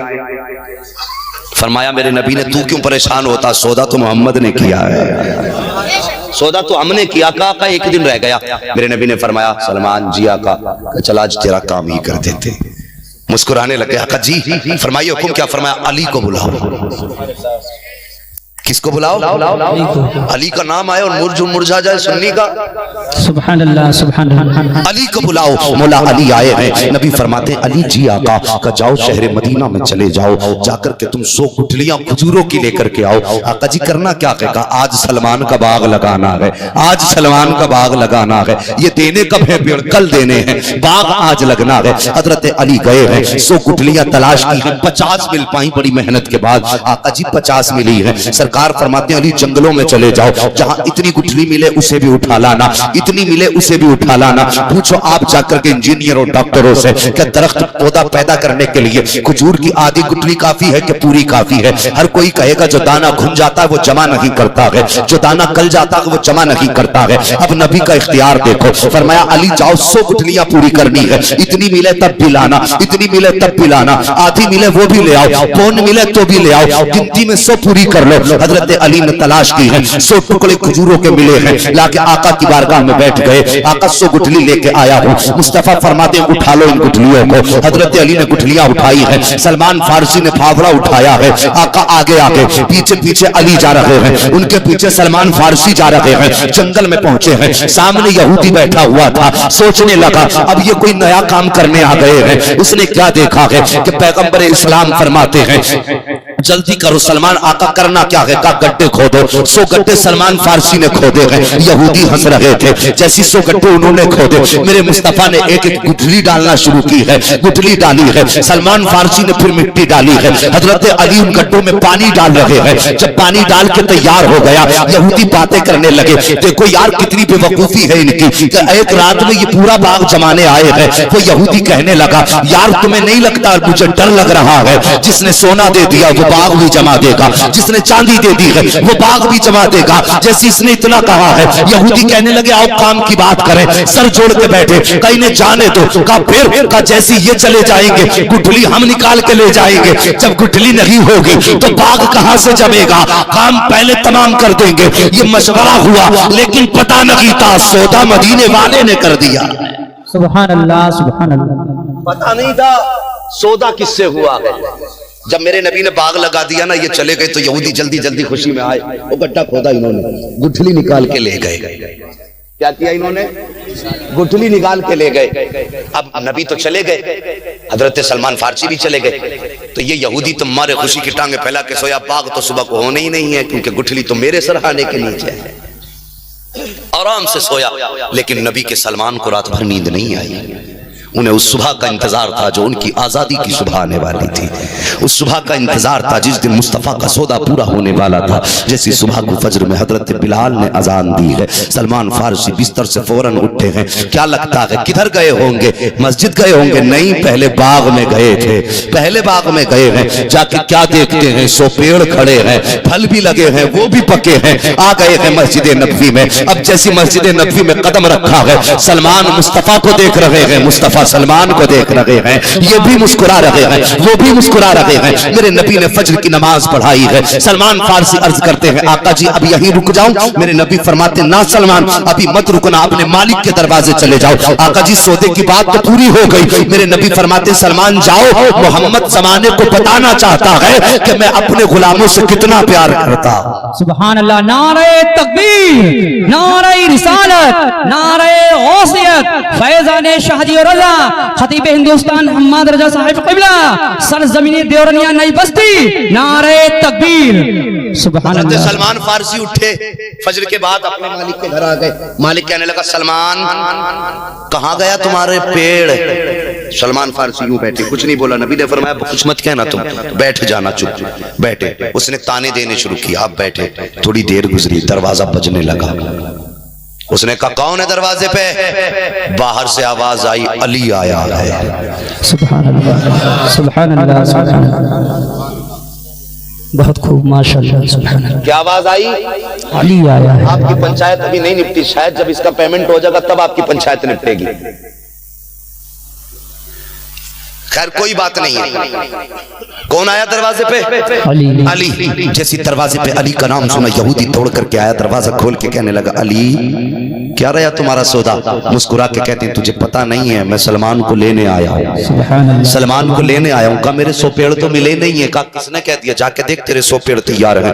कहने लगा ऐसे नहीं मानूंगा। कहा क्यों? कहा देखूंगा तब मानूंगा। हजरत अली ने हाथ पकड़ा, ला के खड़ा किया वहां पे जहां 100 पेड़ थे। 100 पेड़ों में ला के खड़ा कर दिया। कहा गिन ले, पूरे 100 पेड़ हैं, फल भी लगे हैं, वो भी पके हैं। ये सर पकड़ के बैठ गया। कहता अली ये पौधे जम कैसे आए? ये पौधे जम कैसे आए? कहा किस लिए? कहा गुठली तो मैं ले गया था, ये जमे कैसे हैं? आपने एक खजूर तोड़ी, फरमाया इसे खा के देख। उसने खजूर खाई, गुठली नहीं थी। उसने कहा न जड़ में गुठली थी न फल में गुठली थी, मामला क्या है? अली बोले पता नहीं, तूने सौदा मदीने वाले से कर दिया था। सुभान अल्लाह, सुभान अल्लाह। बहुत खूब, जिंदाबाद, सुभान अल्लाह। ये पेड़ भी तेरे, ये सोना भी तेरा, ये चांदी भी तेरी, सलमान मेरा हो गया। सुभान अल्लाह। सलमान मेरा हो गया। कहने लगा जी अली मैं ऐसे नहीं मान सकता। क्यों? का नबी के पास लेके चले। नबी के पास तेरा काम तो हो गया। नहीं जी सौदा वहीं पूरा होगा। और कहने लगा मैं अकेला नहीं जाऊंगा, बच्चे लिए उसने, बीवी ली अपनी, और यार दोस्त थे, सब लेके पहुंच गया। मेरे नबी ने फरमाया कहो कुछ कमी रह गई क्या? आका फरमाते सुन, सोना भी तेरा, चांदी भी तेरी, बाग भी तेरा, सलमान मेरा।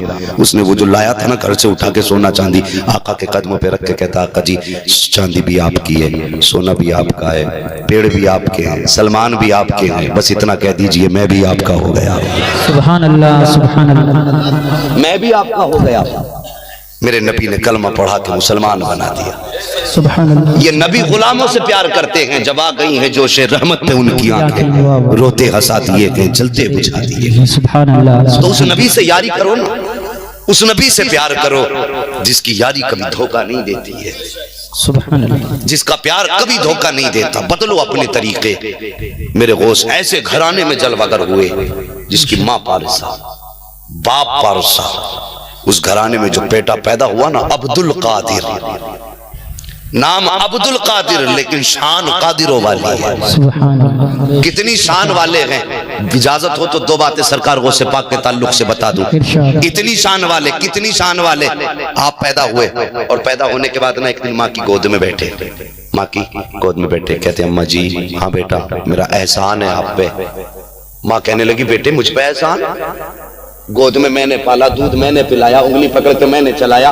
बेटे आज माँ पे एहसान मेरे गौस फरमाते हैं। हाँ माँ का। बेटे कब का एहसान, तुमने कब एहसान कर दिया? आप कहते हैं अम्मी याद है एक दिन आप बाग में टहल रही थी अंगूरों के, आपने एक पका हुआ अंगूर का गुच्छा देखा था। हाँ का। उसमें तुम्हारा मन चाहा था कि अंगूर तोड़ के खा ले? कहा हाँ का। फिर आपने हाथ बढ़ाया था? कहा हाँ का। फिर तोड़ा था? कहा नहीं का। क्यों नहीं तोड़ा था? का बेटे मेरे पेट में दर्द होने लगा था। माँ मालूम है वो दर्द क्यों हुआ था? कहा नहीं का। मैं तुम्हें बताऊं जिस खजूर जिस अंगूर के खोशे पे तुमने हाथ बढ़ाया था उसके ऊपर बिच्छू बैठा हुआ था, अगर आप हाथ बढ़ाती वो काट लेता। माँ मैंने इशारा कर दिया था तब आपका हाथ रुका था, इसलिए मेरा एहसान है आप पे। माँ ने लाल का माथा चूमा, प्यार किया। माँ तो माँ होती है साहिबो, और तुम माँ से प्यार किया करो, माँ से मोहब्बत किया करो। आज सोसाइटी के बारे में मैं क्या कहूँ, आज दुनिया खुद ये तमाशा देख रही है। अल्लाह अकबर, बेटों की शादियां हो जाती हैं तो माँ बाप को पलट के नहीं देखा करते हैं, बेटों की निकाह हो जाया करते हैं तो माँ बाप की आंखों में आंसू होते हैं, बेटों को परवाह नहीं होती है। मगर खैर हो उन सास ससुरों की जो सीधी बहुओं का जीना हराम कर देते हैं। खैर ये दोनों तरफ से नहीं है। कहते जी मौलाना अब्बा का अदब बता देना जरा लोंडो। ठीक, हम तो अब्बा का बता के चले गए, फिर अब्बा ने पूरा फायदा उठाया। अगर बहू सीधी मिल जाए तो उसका जीना हराम। ये हमारा मुआशरा है। ये मैं घर की बात नहीं कर रहा हूं, किसी एक की, हर घर की कहानी है। या तो कहते हैं बहू खराब है या कोई कहता सास खराब है। दो ही बातें होंगी, बहू खराब या सास खराब, कोई ना कोई एक खराब। अगर दोनों ठीक हो जाए तो झगड़े खत्म हो जाएंगे। हम लोगों की मिजाज बड़े खराब है। जब बेटे का रिश्ता करते हैं ना तो कहते मेरा बेटा 50,000 कमा रहा है, बिला वजह में झूठी पेल रहा है। बेटा 50,000 कमा रहा है, पूरा घर चला रहा मेरा बेटा, और शादी के 6 महीने नहीं आते बुला के कहते हैं यार समझाओ ना, एक पैसे का काम नहीं करता ये। इसमें भी ठगबिद्दी चल रही है भाई कि यार समझाओ ना, कुछ करते ही नहीं, खाली टहलता रहता है। और अल्लाह सलामत रखे इन लोगों को। जब रिश्ता करने जाते हैं ना बेटे का तो गरीब 3 तरह के लोग होते हैं। एक तो वो कहते हैं जी मुंह मांगा जहेज चाहिए, एक वो होते हैं कि ठीक है दे दोगे तो ठीक, ना दोगे तो ठीक, एक वो होंगे कि जो दोगे वो तुम्हारी बेटी का ही है, हमारा कुछ नहीं। ये 3 क्वालिटियां होती हैं। 3 क्वालिटियां होती है जी, हम तो बेटी लेने आए बाकी कुछ नहीं लेने आए। अगर एक गरीब बाप अपनी बेटी का रिश्ता मेहनत से करता है, गौर से सुनना, ये बात मेरी सास और ससुरों से है, ससुराल वालों से है बेटी की। ये बात ये हर कोई समझे, ही मौलवी मुझी से कह रहा है, तब शायद ये दिल में बात उतरेगी। घर में ले आते हैं गरीब बाप की बेटी, आई कुछ दिन गुजरे तो सास बैठी है सामने या ननद बैठी है, ससुर बैठे, ताने दे के कहते हैं अगर उससे कब टूट जाए ना बहू से, जिसको ये कह के लाए थे कि साहब कोई जरूरत नहीं थी हमें, तुम तो बेटी दे दो, अगर उसी बहू से कब टूट जाए तो कहते हैं तू बाप के घर से लाई थी क्या, तुझे दर्द किस बात का, तेरे बाप ने दे दिया होगा। ये ताने फिर उस बेटी को दिए जाते हैं, तेरे बाप ने दिया ये, और फिर कहते हैं तेरे बाप ने दिए क्या, 4 जोड़ी, तेरे बाप से इतना भी ना हो सका जो 8 जोड़े दे देता। तुम्हें क्या लगता है जब ये बातें एक बेटी के सामने होती है ना तो उसका कलेजा टुकड़े टुकड़े होने लगता है। आप भी किसी बेटी के बाप हो, आपकी बेटी भी किसी घर की बहू बनेगी, आपके घर जो आई है बहू बनकर वो किसी बाप की बेटी है, किसी माँ के जिगर का टुकड़ा है वो भी उस माँ की लाडली है, उसकी माँ ने भी उससे उतना प्यार किया जितना तेरी माँ ने तुझसे प्यार किया है। अगर तेरी माँ तेरे लिए रात रात भर जागी है तो इसकी माँ भी इस बेटी को गोद में लेके आधी आधी रात खड़ी रहती थी। इससे भी कोई प्यार करने वाला है, लेकिन जब एक बेटी को ससुराल वाले ये ताने देते तेरे बाप ने दिया क्या है तो बेटी तड़पने लग जाती है, बिस्तर पे जाके तन्हाई में अपने मुंह पे दुपट्टा डाल के रोक के कहती है मेरे बाप तेरे पास इतना पैसा नहीं था जो 2 रोटी मुझे दे देता, मुझे इन जालिमों के घराने में ना भेजता, कम से कम अगर इतनी हैसियत खिलाने की ना थी तो मेरे बाप गला दबा देता, मुझे इस घर में तो कम से कम ना भेजा जाता। वो बेटी बिस्तर पे तड़प के रोती है। शाम को जब शौहर आता है उसके आगे दामन फैला के कहती मेरे सरताज अपने माँ बाप से कह दो मैं गरीब बाप की बेटी जरूर हूं, अगर मैं गरीब हूं मुझे 100 जूते मार लिया करें, लेकिन मेरे बाप माँ को मेरे बाप को ताना ना दिया करें। इस तरह बहुएं अपने शोहर से कहती हैं बीवियां कि मुझे जूते मार ले तुम्हारे माँ बाप, सो जूते मार ले, उठ तक ना करूंगी, मेरे माँ बाप को ताने ना दे।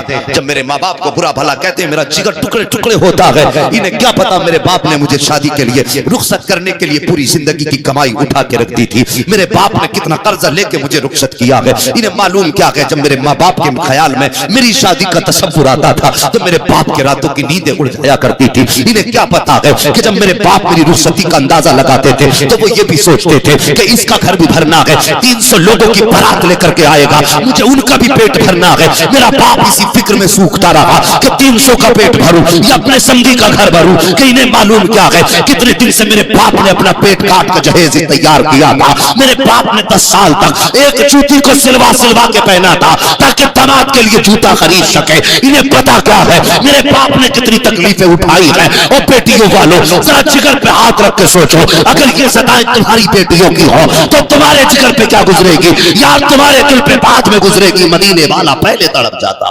बेशक क्यों जुल्म करते हम किसी की बेटी पर इतना? क्या वो किसी की बेटी नहीं है या उसका कोई खैर खा नहीं है? माशरा इतना जालिम हो चुका है, इतना जालिम हो चुका है। और शौहरों मैं तुमसे पूछना चाहता हूं, तुमसे भी थोड़ी बातें कर लूं। वो बीवी तुम्हारी जो तुम्हारे एक इशारे पे उठ के खड़ी होती है, एक इशारे पे तुम्हारे बैठ जाती है, तुम बिस्तर पे लेटते हो तो वो बैठती नहीं, पता नहीं नाराज ना हो जाए। इतने काम तो कोई नौकरानी भी नहीं करती जो तनख्वाह लेती है। इतनी फर्माबरदारी तो वो भी नहीं करती जिसे तुम महीने में 10,000 दोगे। और तुम औरत पे हाथ उठाते हो, वो हाथ नीचे करके पिटती रहती है। क्या मार जानते हो वो पिट रही है? क्या उसके हाथ नहीं मारने के लिए? क्या वो नहीं मार सकती आपको? उसके हाथ बंधे हैं? नहीं, अल्लाह ने उसके भी हाथ दिए हैं। अगर 5 तुम मारोगे एक वो भी मार सकती है, लेकिन वो पिटती रहती है, हाथ नीचे करी रहती है। जानते हो उसके आगे मजबूरी क्या है? उसके आगे एक मजबूरी है, वो जानती है जब मैं घर से चली थी मेरे बाप ने पगड़ी उतार के बेटी के सामने करके कहा था, बेटी जा तो रखी है, मेरी इस पगड़ी की लाज बचा ले। बेटी दुल्हन के जोड़े में जा रही है, सफेद कफन पहन के निकलना वरना तेरे बाप की नाक कट जाएगी। वो दुख बर्दाश्त करती है, बाप को रुसवा नहीं होने देती। तुम्हारी मार बर्दाश्त करती है, बाप को रुसवा नहीं होने देती। तुम्हारे ताने सुनती है, अपने बाप को रुसवा नहीं होने देती। और खुदा के वास्ते दूसरे की बेटी की इज्जत किया करो, ताकि कल जब तुम्हारी बेटी किसी के घर में पहुंचे तो तेरी बेटी बाद में जाए, अल्लाह की रहमत पहले वहां पहुंचे। सुभान अल्लाह, सुभान अल्लाह। कदर करो दूसरी की बेटियों की। आज कितने केसेस मुसलमानों में ऐसे आते हैं कि उसने बीवी को गले दबा के मार दिया, उसने फांसी लगा के मार दिया, उसने करंट लगा के मार दिया, उसने काट के मार दिया। क्यों? शौहर की मर्जी के मुताबिक वो जहेज नहीं दे पाया। यार हमें क्या हो गया है? हम कितने गए गुजरे हैं। दुनिया की जिंदगी 4 दिन की है। अजीब रस्में हमारे अंदर हो गई। अब तो तारीख बदलने जाती है हजरत तो 200 लोग जाते हैं। ऐसा लगता है जैसे इसके बाप ने कमा के रख दिया लड़की वाले के घर पे। एक बाप से पूछो यार बेटी कैसे पलती है? अगर बेटी वाले हो गए मेरे दर्द को महसूस करोगे तुम। एक बेटी को पालने के लिए जवानी से बुढ़ापा आ जाता है।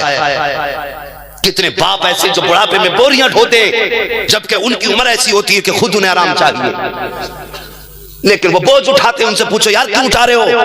वो कहते हैं मौलाना क्या बताएं, अभी एक बेटी रुखसत करने से रह गई है, हमने इतना मुश्किल कर दिया निकाह। एक बूढ़ा बाप जिसकी हड्डियां कमर की मुड़ चुकी हैं, उसे इतनी फिक्र नहीं कि वो अपनी हड्डियों की फिक्र करे, उसे बेटी की रुखसती की फिक्र ज्यादा है। माशरे को आसान करो। मेरे नबी ने फरमाया जो किसी की फंसी हुई गर्दन छुड़ाएगा अल्लाह उसे क़यामत के दिन बिना हिसाब जन्नत अता फरमा देगा। सुभान अल्लाह। अगर अल्लाह ने तुम्हें दौलत दी है तो बराबरी का रिश्ता मत ढूंढना। अल्लाह ने मुझे अमीर बनाया, मुझे वो दामाद चाहिए कि मुझे ऐसी लड़की चाहिए जो 7 फॉर्च्यूनर लेके आए, जो मर्सिडीज लेकर के आए, जो लग्जरी गाड़ी लेकर के आए। ऐसे ख्याल दिल में निकाल दो और तुझे सही तरीका बता दूं। मेरे नबी ने तो ये तालीम दी है, अगर तुझे अल्लाह ने दौलत वाला बनाया है, साहिब इस्तिताअत बनाया है, तो किसी अमीर के दरवाजे पे हाथ मत फैला, किसी गरीब की चौखट पे पहुंच जा और वहां जाके दामन फैला के कह दे मुझे बेटी का हाथ दे दो, मैं तुम्हारी बेटी का हाथ लेने आया हूं। अगर तुम किसी गरीब बेटी का हाथ पकड़ के अपने घर में लाओगे, उसे इज्जत दोगे, तो अल्लाह की कसम इधर गरीब मुस्कुराएगा, उधर मदीने वाला मुस्तफा मुस्कुरा जाए। सुभान अल्लाह, सुभान अल्लाह। नारे तकबीर, नारे रिसालत। ये मकसद है जलसों के। ऐसा मौलवी आए जो हमारा मुंड बना के चला जाए, मस्खरे आने चाहिए, जोकर होने चाहिए। अब हमारी तलाश ये नहीं रह गई कोई ऐसा मौलवी हो जो हमें मुस्तफा की बातें सुना के जाए। जलसों के माहौल है हमारे, अक्सर यही होता है कि मजा नहीं आएगा साहब, उन्हें बुलाओ, हंसते हंसते पेट में दर्द था। यार कितने दिन हंस लेगा, मिंबर वाले को भी मरना है, नीचे वाले को भी मरना है, मुझे भी हिसाब देना है जाकर के, तुम्हें भी हिसाब देना है। ये सोचो हिसाब कैसा देंगे, बदलो अपने तरीके और ये सोच के जलसों में आया करो। जितनी देर सुनेंगे यार हंसना नहीं है, नबी की बातें सुन के आंसू आ जाए। सुभान अल्लाह। अल्लाह से दुआएं मांगा करो, अल्लाह हमें महबूब का सच्चा इश्क दे दे। किसी की बेटियों को सताया ना करो। अगर किसी की बहू सीधी होती है तो उस पर जुल्म होता है। होता क्या, घरों के अंदर, अपने घर के अंदर बहू मौजूद है, बेटियां बैठी हैं चारपाई पे, सास क्या कहती है, बहू घर में झाड़ू लगा दे, बहू बर्तन धो, बहू ये काम कर, बहू वो काम कर। पूरा दिन बेचारी थक जाती है करते करते, शाम को बिस्तर पे लेटती है तो, और अगर तबीयत खराब होती है तो सास क्या कहती है, पड़ी रहती है मक्कार, काम से जी चुराती है। यार तेरी बेटी थकती है, गरीब की बेटी नहीं थक सकती है? दूसरे की बेटी नहीं थकेगी? जितना तुम अपनी बेटी से प्यार करते उतना ही दूसरे की बेटी से प्यार करो, ये इस्लाम है। अगर आपने जलसे में आके मेरी बात ना मानी तो बेकार है तुम्हारा जलसे में आना। मैं साफ कह के जाता हूं, बेकार है आना। कम से कम इतना तो मान के जाना, जैसे हम अपनी बेटी की इज्जत करेंगे वैसे हम दूसरे की बेटी की इज्जत करेंगे। इंशाअल्लाह मानेंगे ये बात इंशाअल्लाह। यकीन जानो अगर किसी गरीब का भला हो गया तो सिर्फ मेरा भला नहीं होगा, जलसा कराने वालों का भी भला हो जाएगा, जलसे में आने वालों का भी भला हो जाएगा। मेरे नबी महराज में गए, अल्लाह ने महबूब से वादा किया, महबूब मेरा वादा है जो किसी का टूटा हुआ दिल जोड़ देगा मैं उसे बिना हिसाब के जन्नत अता कर दूंगा। तो कोशिश ये करो किसी का दिल ना टूटे। दिल की दास्तान बड़ी अजीब है, मैं बात दिल पे नहीं करूंगा। अब इसी के अपोजिट एक बात और कर लूं आपसे। अगर बहू सीधी होती है और सास ससुर तेज होते हैं तो बहू पे जुल्म होता है। अगर माँ बाप सीधे होते, लड़का और बहू तेज मिल जाते, फिर माँ बाप पे जुल्म होता। क्यों?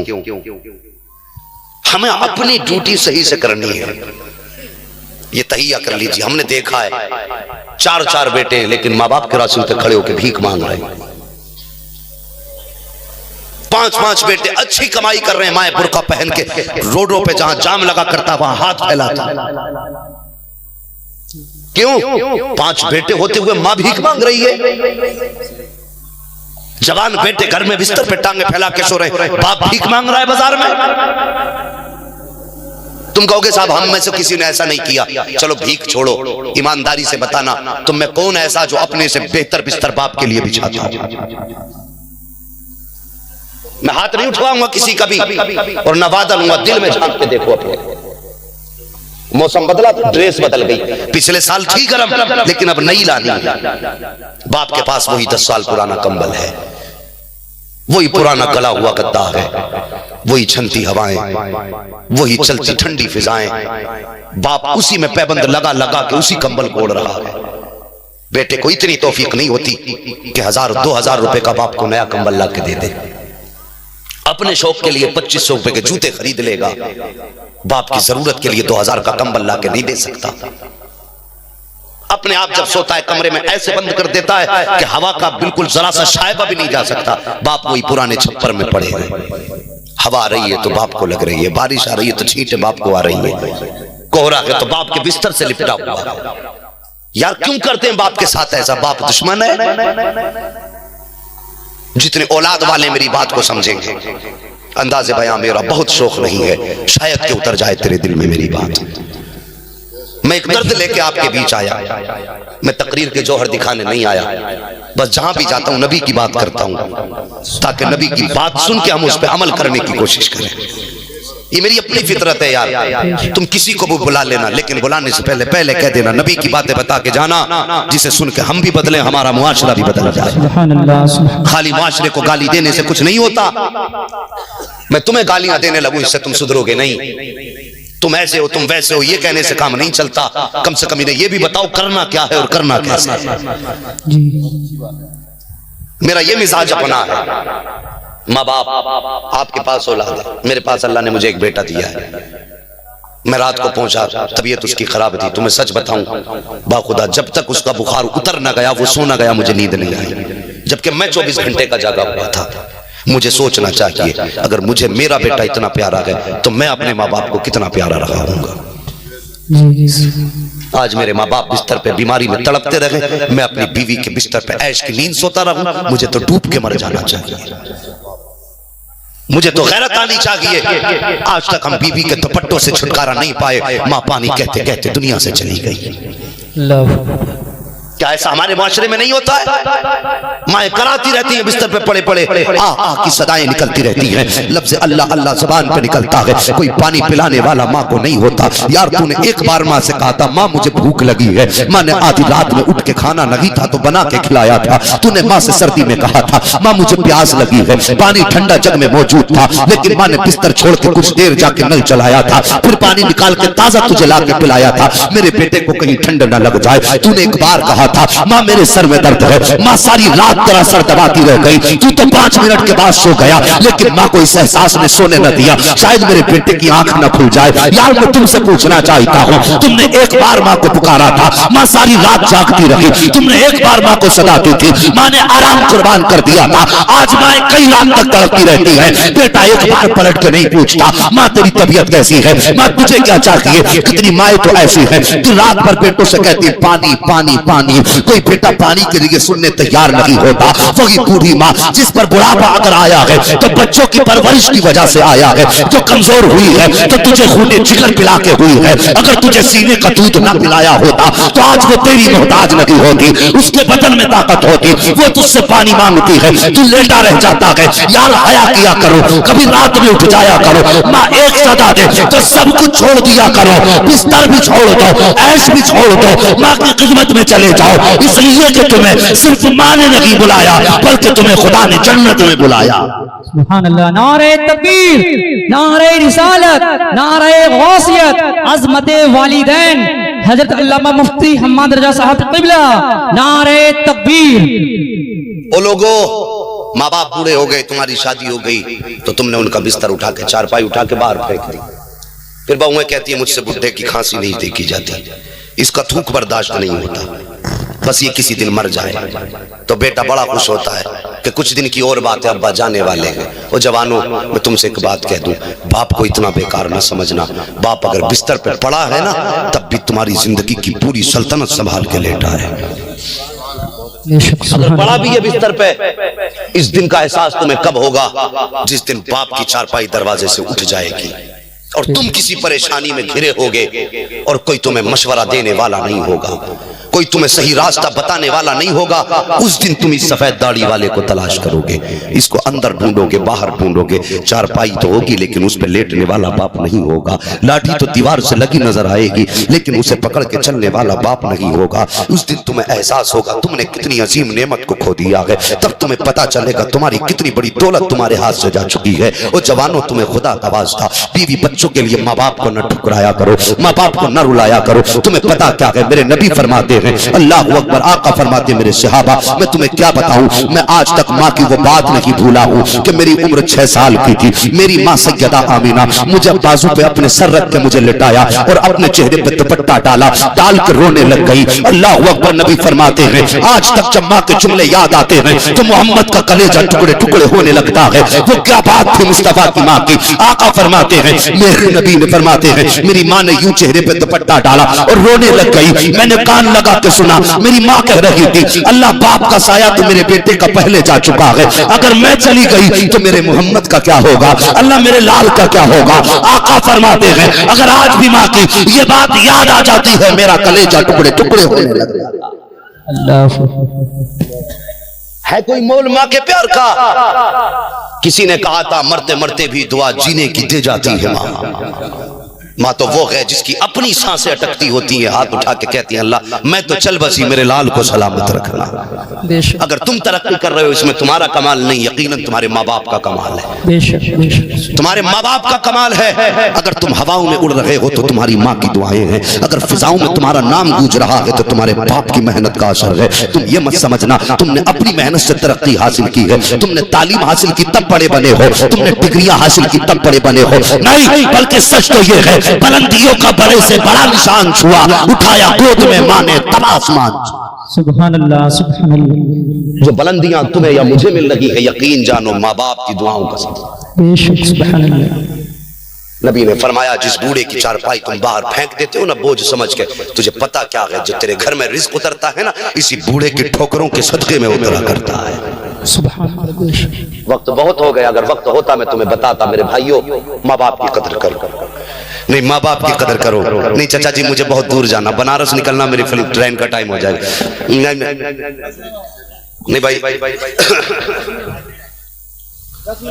मेरी बात मैं चलिए कदर करता हूँ आप लोगों की बात की। अल्लाह ताला हमें अमल की तौफीक अता फरमाए। और लोगों गौर करना मेरी बात पे जो मैं अर्ज कर रहा था, माँ बाप की कदर कर लो। ये चले गए तो फिर नजर नहीं आते, ये फिर नजर नहीं आते। और तुम्हें बताऊं माँ बाप होते क्या है। जवानों में तुमसे बात कर रहा हूँ, आज हमारा मिजाज देखो, शादी के बाद पलट के माँ बाप को नहीं देखते। एक बीमारी हमें लगी है सबसे ज्यादा, मोबाइल। इतने से लेकर इतने तक सब डूबे पड़े उसमें। बूढ़े माँ बाप शाम को रास्ता तकते, बेटा आएगा उससे अपनी बीमारी बताएंगे, अपनी जरूरत बताएंगे, थोड़ी दिल की बात करेंगे। बुढ़ापे में आदमी फिर कोई बूढ़े आदमी को मुंह नहीं लगाता। जवान बेटा चौराहे पे बैठ के अपने मन की बात कर लेता है, यारों में बैठ के दांत फाड़ लेता, अपना तो दिल लगा लेता है। बूढ़े माँ बाप चुप बैठे रहते, सुबह से शाम हो जाती है, कोई ये पूछने नहीं आता बखैरियत है कि नहीं। जो जवाब देने की ही वजह से इतना बोलने में ठीक हूं, उनसे कोई इतना नहीं पूछता। वो सोचते शाम को बेटा आएगा ना, उससे अपने दिल की बात करूंगा, शाम को बेटा आएगा उसके साथ बैठूंगा। माँ बाप ये सोच के रास्ता तक थे। सुबह जब बेटा निकला था मोबाइल का बटन दबाता हुआ गया था, शाम को घर में आया है ना तो बूढ़े माँ बाप देख रहे हैं, बेटा एक बार तो इधर देख ले, बेटा एक बार तो इधर देख ले। बेटे को बाप की तरफ देखने की फुर्सत नहीं, बेटे को फुर्सत है सिर्फ मोबाइल देखने की। वो मोबाइल में उंगली करते करते अंदर चला जाता है, खाना खा रहा है मोबाइल चला रहा है, पेट भर गया जानवरों की तरह बिस्तर पे लेट गया, मोबाइल चलाते चलाते आंख लग गई। बूढ़े माँ बाप हसरत लिए बिस्तर पे बैठे बैठे, जिनकी सुबह से शाम हो गई है, वो रात को बिस्तर पे करवटे बदलते, मेरा बेटा क्यों नहीं आया, मैंने इसकी परवरिश में क्या कमी की थी, मैंने तो हर जतन करके इसे पाला था। इसने मुझसे जवानी में एक बार कहा था अब्बा मुझे नए जूते लेने हैं, तो मेरे पास इतना बजट नहीं था कि मैं बेटे को नए जूते लेके दे देता। मैंने अपने मालिक से कहा था साहिब मुझसे ओवर टाइम ड्यूटी ले लो, मगर मुझे तनख्वाह थोड़ी बढ़ा के दे दो, मुझे एडवांस में तनख्वाह दे दो, मजदूरी करके तुम्हारी तनख्वाह भर दूंगा।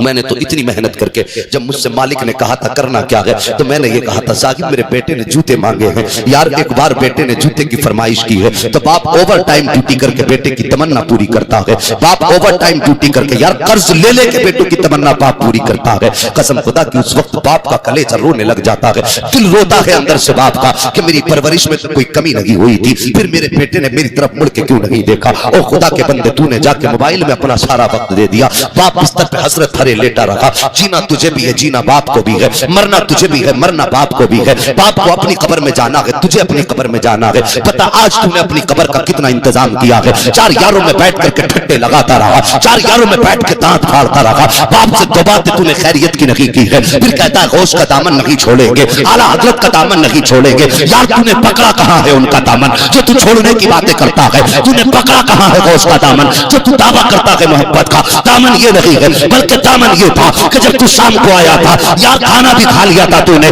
5 मिनट के लिए बाप के पास चला जाता, कदमों में बैठ जाता, पैर दबाना शुरू कर देता, बाप की आंख लग जाती, फिर तू बिस्तर पे आकर लेटता।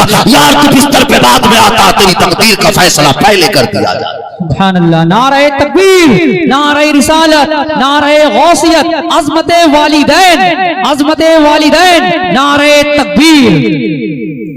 खैरियत है, अल्लाह सलामत रखे आपको। ओ लोगों माँ बाप की कदर कर लो। हर जगह माँ बाप मजलूम है, माँ बाप की कदर कर लो। माँ क्या होती है, आखिरी बात बता दूं बस मैं, माँ होती क्या है। वो लोगों, एक बीमार हॉस्पिटल में पहुंचा, तबीयत खराब थी। क्या था, क्या था?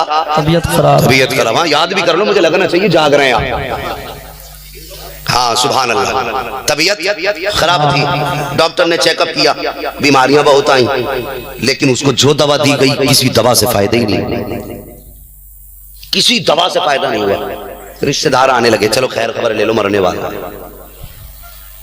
आए। अजीब होते हैं रिश्तेदार भी।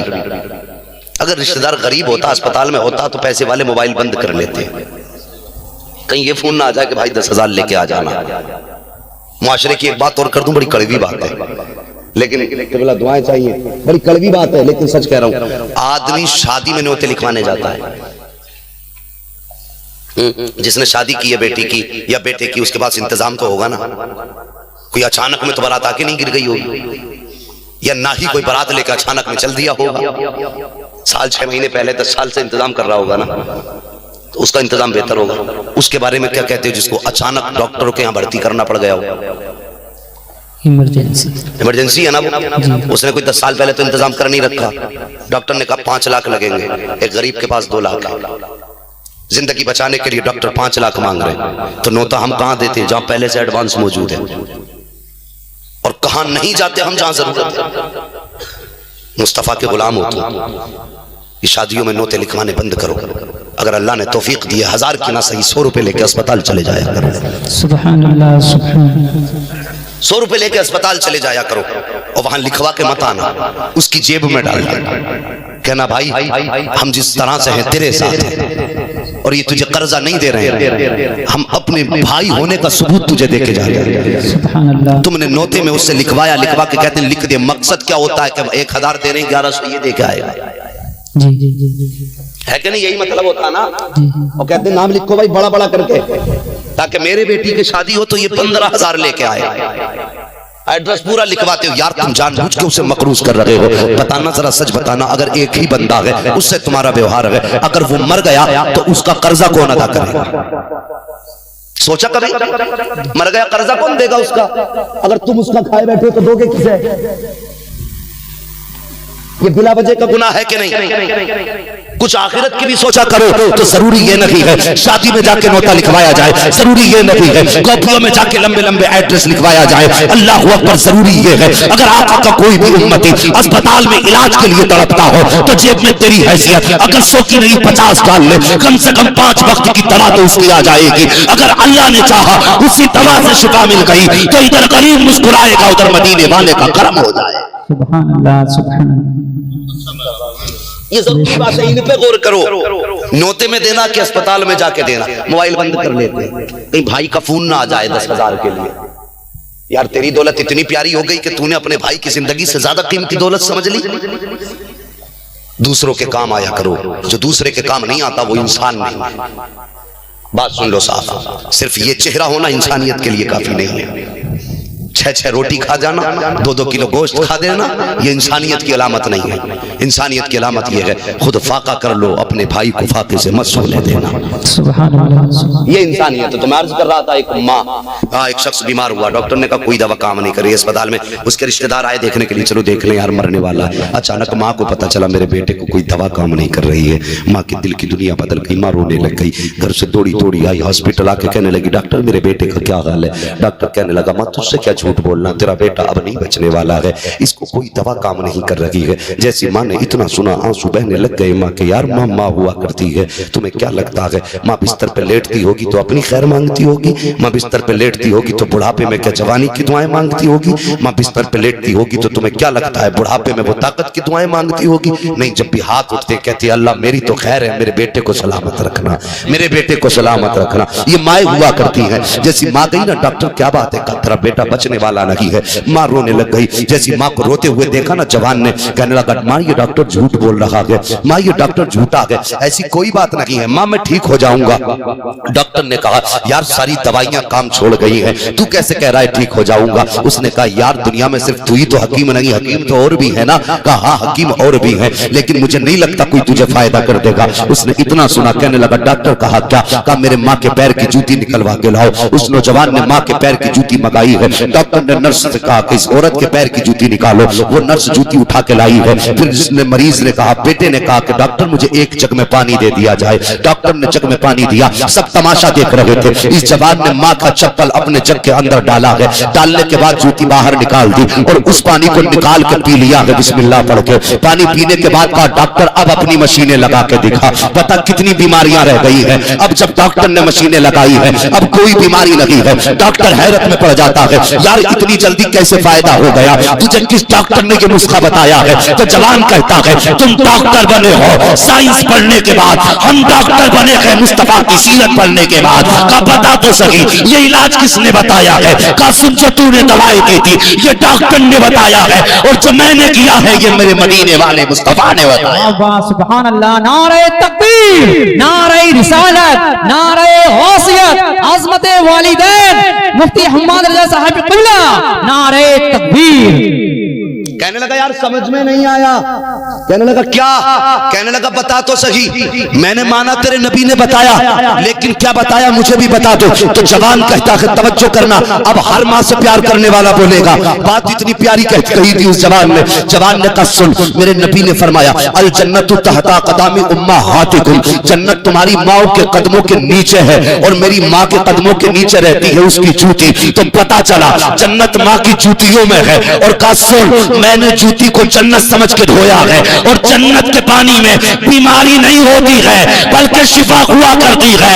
ये इलाज तेरा नहीं मेरे मदीने वाले मुस्तफा का। वाह वाह, सुभान अल्लाह, सुभान अल्लाह, बहुत माशाअल्लाह, सुभान अल्लाह। मौत की आगोश में जब थक के सो जाती है माँ, तब कहीं जाकर के थोड़ा सा सुकून पाती है माँ।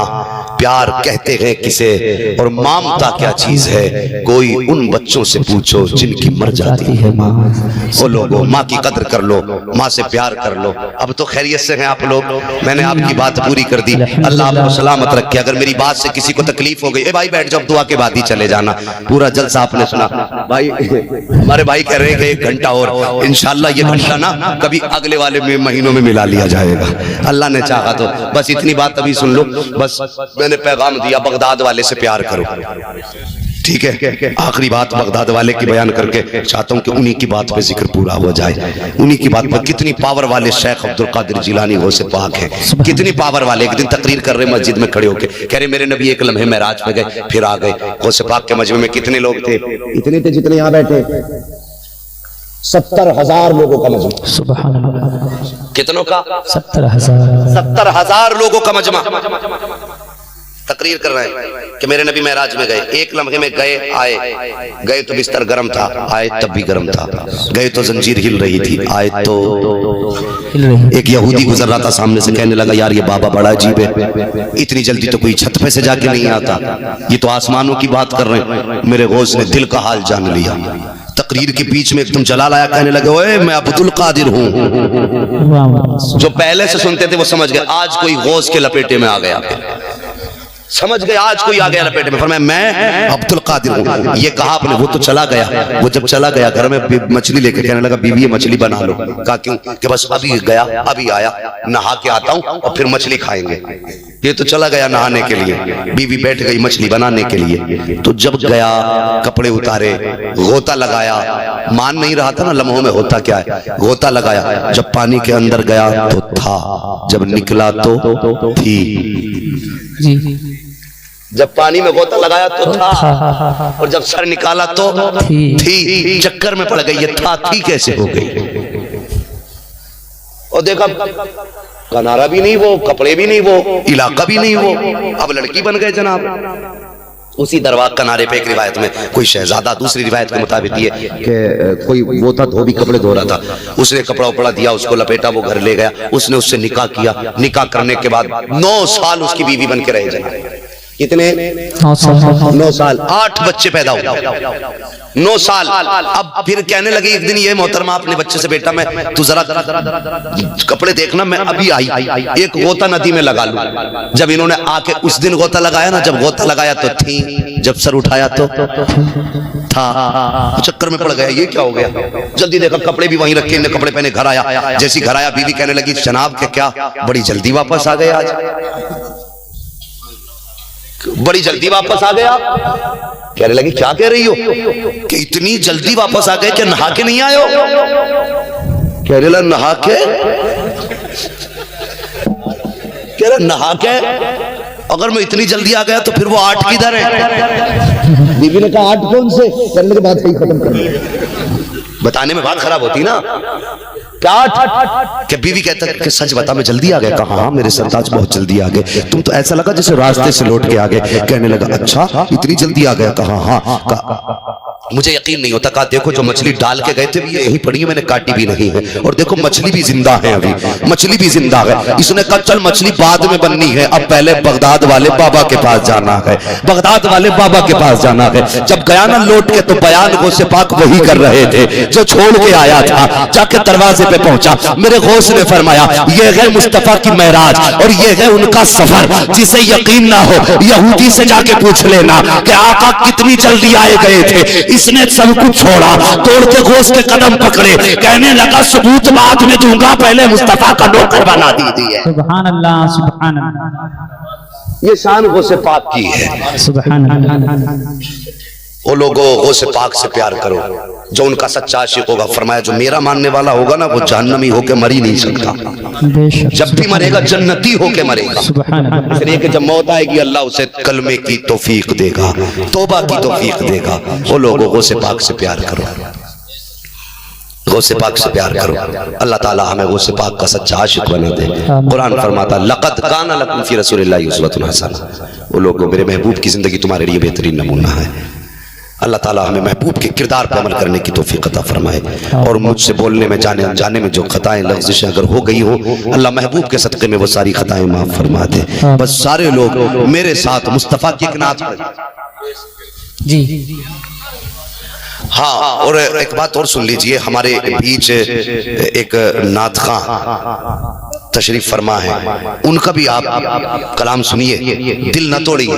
मैंने दिल पे बात की, जो मिंबर पे बैठा है हकदार है वो, ठीक है, कोई पहले बोल गया कोई बाद में, नहीं होना चाहिए। और तुम्हें उतने ही दिल से सुनना जितने दिल से आपने बड़े बड़े शायरों को सुना है। हमारी नजर में कोई उम्र से बड़ा नहीं होता, हमारी नजर में वो बड़ा होता है जो नबी का ज्यादा प्यारा होता है। सुभान अल्लाह है जी, सबने नबी की नात पढ़ी है, ये बच्चा भी नबी की नात पढ़ेगा, सबने अपने इश्क लेके पढ़ी है। यार मैं इस बच्चे के जज्बे को सलाम करता हूँ जो अब तक इस उम्मीद में बैठा है कि एक बार मुझे भी मौका नबी की नात का मिलना है। तो आप नाइंसाफी तो नहीं करेंगे इंशाल्लाह। उसी दिल से बच्चे की नात सुननी है। जब ये हमारा भाई नात पढ़ेगा उसके बाद इंशाल्लाह सलात तो सलाम होगा। बात मंजूर है आपको? बस सारे लोग मेरे साथ भी नात पढ़ लीजिए। जमीन व जमा तुम्हारे लिए, जोर से जमीन व जमा तुम्हारे लिए, मकीन व मका चुनीन व चुना, बने दो जहां तहन में जबा बदन में हिजा, हम आए यहाँ उठे भी वहाँ, सबा वो चले के बाग फले वो फूल खिले के दिन हो भले, लिवा के तले सना में खुले रजा की ज़बा तुम्हारे लिए, तुम्हारे लिए। बच्चों हुए अगलात उनको माफ फरमाए रब्बे कायनात। जिंदगी ने दिया साथ तो फिर होगी मुलाकात, चमन रहा तो फूल खिलेंगे, जिंदगी रही तो फिर मिलेंगे। मुसाफिर हैं हम भी, मुसाफिर हो तुम भी, किसी मोड़ पर फिर मुलाकात होगी। फकीरान आए सदा कर चले, सदा खुश रहो ये दुआ कर चले। वमा अलैना इल्लल बलाग। अस्सलामु अलैकुम व रहमतुल्लाहि व बरकातुहू।